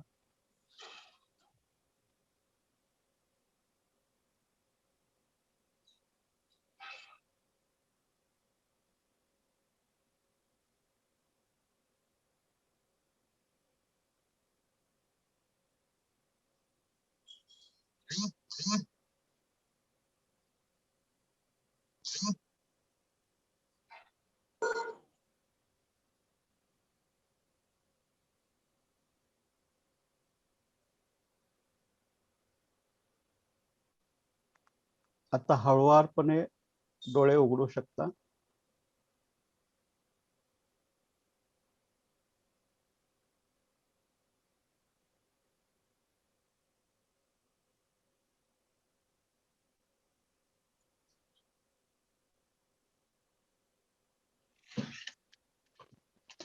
छान प्रयत्न केला सगळ्यांनी.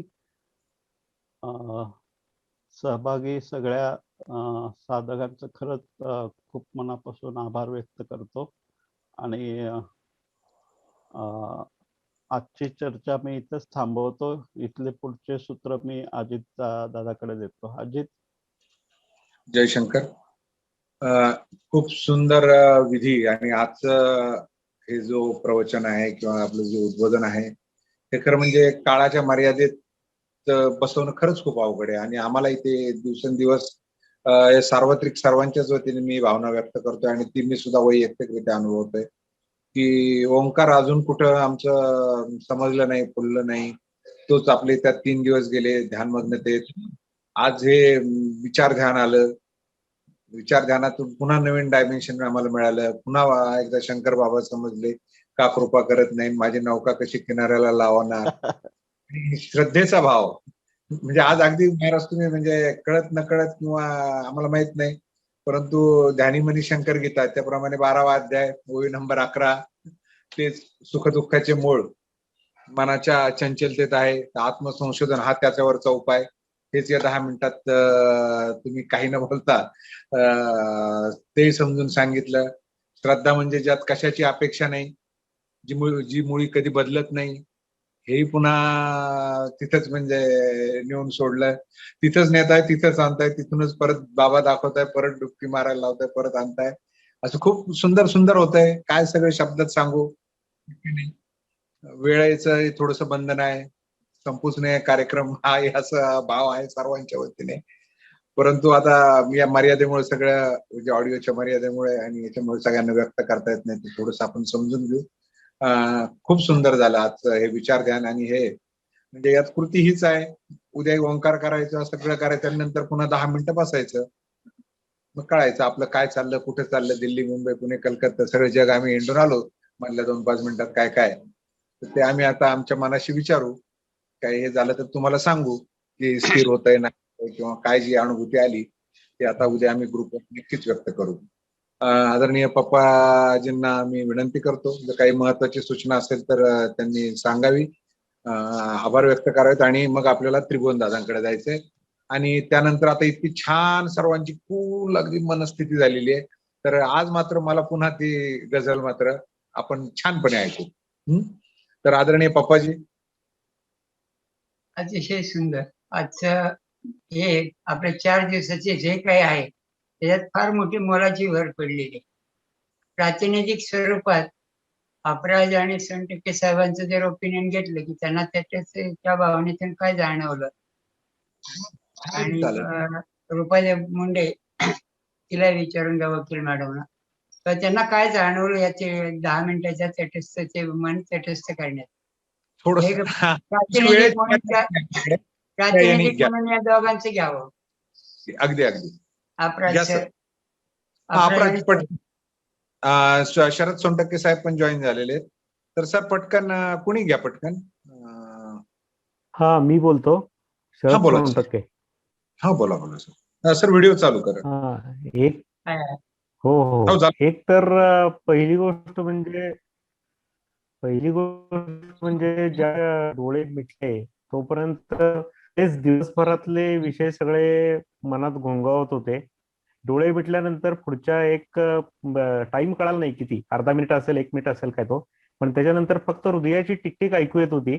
आणि त्या ह्याच्यामध्ये ज्यावेळी तुम्ही जयशंकर म्हणालात त्यावेळी एकदम दचकून जाग आल्यासारखं झालं. ते मधल्या काळामध्ये काहीच नव्हतं असं जाणवलं. तर हे खूप शांत मन झालं ह्या ह्याच्यामध्ये. धन्यवाद. नाही. जाते ना शुभांगी, जाते रुपाली, जाते. हा जयशंकर पप्पा. हा बोला बोला प्रमोद मला म्हणत तुझे पटकन बोला. श्री स्वामी समर्थ. जयशंकर. श्री जय पप्पा. जयशंकर. जे आता मैत्रे स्वामींनी सांगितलं, जक्कल काकांनी सांगितलं, त्याच्यानंतर मी जरा 10 मिनिटं 15 मिनिटं असं बसतच होतो. आणि आता ज्यावेळी मैत्र स्वामींनी सांगितल्यानंतर जी माझ्या 2 भुवयांमध्ये प्रकाश आणि त्याच्यामध्ये बिंदू असं जाणवायला लागलं की त्या बिंदूच्या बाहेर येऊच नये मी. आणि मैत्रे स्वामींनी मला पर्सनल एक व्हॉट्सअप पण टाकला की पण आता कसं काय करू, विचार. पप्पांना आज फोन केला, पप्पा असं असं होतंय, काय करू. पप्पाने चांगलं मला उत्तर दिलं त्याच्याबद्दल. त्याबद्दल पप्पांचे धन्यवाद, मैत्रे स्वामींचे धन्यवाद आणि काकांचे धन्यवाद, त्याच्यात दादांचे धन्यवाद. आणि ह्याबद्दल काय मी जास्त बोलू शकत नाही, कारण अजूनही माझी ती कधी कधी अवस्था फार बिकट होते आणि मी बाहेर पडू शकत नाही. जय शंकर. धन्यवाद रम्य. या विषयावर अजून सविस्तर बोलता येईल. आपली जी भावावस्था आहे ती नक्कीच अशी दिसते की सगळं काही खूप दाटून आलंय पण बोलता येत नाही. आणि तसंच 1च सेकंद फक्त याला देतो. तशीच अवस्था काहीतरी आमच्या विवेकताईची झालेली आज. विवेकताई पटकन हे घे आणि मग मी पुढे जातो. जयशंकर. समस्त मान्यवरांना सन्मानाचा जयशंकर. जयशंकर पप्पा. खूप मन दाटून आलंय. स्वामीजींनी खूप चांगलं मार्गदर्शन केलंय. मीही स्वामीजी जयशंकर, मी सोलापूरची आहे. आणि चरणवंदन तुम्हाला सगळ्यांना, जक्कलदादांनाही चरणवंदन. खूप आनंद होतोय की असं वाटतंय की स्वामीजी म्हणल्याप्रमाणे की पुढचा जन्म कुठला आहे माहित नाही. आपण जयशंकर प्रतिष्ठानचे सेवेकरी असू की नाही माहित नाही, पण या जन्मी सगळेजण भेटलोय, जयशंकर परिवारामध्ये जॉईन होतोय. आणि खरंच महाराजांनी ह्या कोरोनाच्या हाहाकारामध्ये आपल्याला जवळ केलंय, आपल्याला काळजी घेतायत आणि एवढं सुंदर मार्गदर्शन स्वामीजींचं होतंय. आणि प्रत्यक्ष महाराजच आपल्या प्रत्येक प्रश्नाचं उत्तर देतात की संकट येणार आहेत, त्याला घाबरू नका, तुम्ही सद्गुरूंवर विश्वास ठेवा. माझे सद्गुरू आहेत, मला जगवत आहेत, म्हणजे निश्चितच काहीतरी चांगलंच होणार आहे पुढे. तर पूर्णपणे तन मन धनानी समर्पित आहोत महाराजांना. स्वामीजी खूप छान विवेचन केलं की मन दाटून आलंय की सारखं डोळे भरून येत आहेत. जयशंकर. जयशंकर. धन्यवाद. पप्पाजी आज काही शॉर्ट विवेचन असेल तर ते सांगा आणि मग आपण जक्कलजींकडे जाऊ. आपल्याकडे 7-8 मिनिटाचा अजून 8 ते 10 मिनिटाचा अवधी आहे. वाटल्यास जर जरूर पडली तर शिल्पाताई थोडस एक 5-10 मिनिटाचा आज एक्सटेन्शन घे. कारण काय की थोडस म्हणजे अगदी खूप चांगल्या मोडवर आहोत आपण. तर त्याच्यात पप्पाजी काही सांगायचंय पप्पाजी? जयशंकर. जक्कलजींना बोलू. नाही जक्कलजींनाच बोल. हो चालेल. आदरणीय पप्पा, स्वामी मैत्रेयजी, अजित दादा आणि सर्व उपस्थित सदस्य, आपल्या सर्वांचं साक्षात आणि सगुण स्वरूपात दर्शन या कार्यक्रमाच्या निमित्ताने आज होत आहे आणि प्रतिक्रियेच्या माध्यमातून आपण सर्व उपस्थित सहभागी सदस्य समोर आहात. स्वामी मैत्रेयजींनी अतिशय सोप्या पद्धतीनंच आपल्याला सांगण्याचा प्रयत्न केला तरी ते खूप अवघड आहे, आपल्या सर्वांना माहिती आहे. विश्वास सगळेजण ठेवतात, पण त्याचं श्रद्धेत रूपांतरण आपल्याला करता आलं पाहिजे. ज्या शंकर महाराजांवर आपण श्रद्धा ठेवली आहे आणि त्या शंकर महाराजांना उद्देशून असं आपण म्हणतो की आम्ही तुमच्यावर श्रद्धा ठेवली आहे, तुमच्यावर आम्ही विश्वास ठेवलेला आहे. तो विश्वास आपण आपल्या आतच ठेवलेला असतो आणि अशा प्रकारे आपण आपल्याच आत ठेवलेला जो विश्वास आहे त्याचा हळूहळू श्रद्धेत रूपांतर करता आलं पाहिजे. एक एक अनुभव आपल्याला घडवण्यास देतो, एक एक अनुभव आपल्याला झाडत असतो, चटके देत असतो.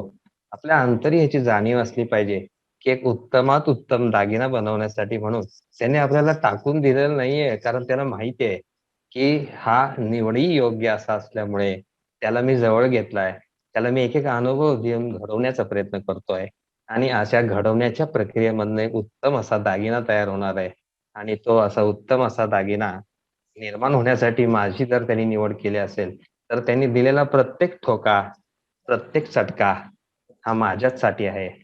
अशा प्रकारे आपल्या जीवनात येणाऱ्या प्रत्येक अनुभवाला आपण स्वीकार करूया.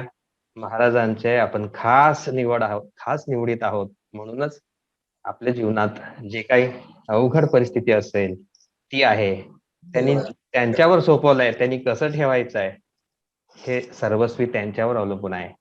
अशा या धारणेत आपण सर्वजण हळूहळू एक एक ध्यानविधीच्या अनुभवात जात असताना, एक एक विचाराच्या गुंत्यामधून सुटत असताना ते आनंदाचं निरभ्र असं आकाश पाहण्याचा प्रत्येकाला अनुभूती येवो.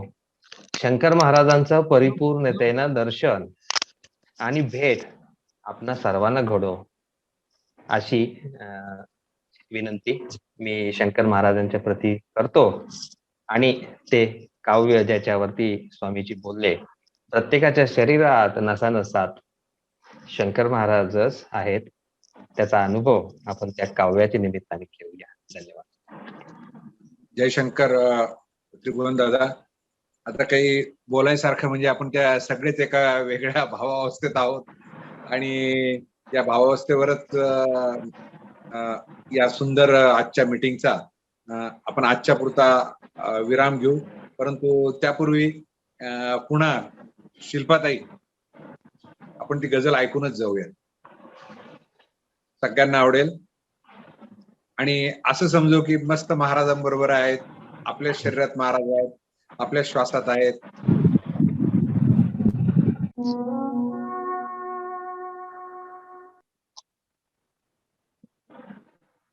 पुष्पांजली घे बाई.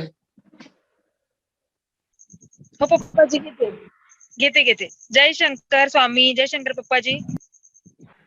पुष्पांजलि ही तुम्हा अर्पितो श्री सद्गुरुराया, मान्य करावी दासांची ही सेवा श्री सदया. पुष्पांजलि ही तुम्हा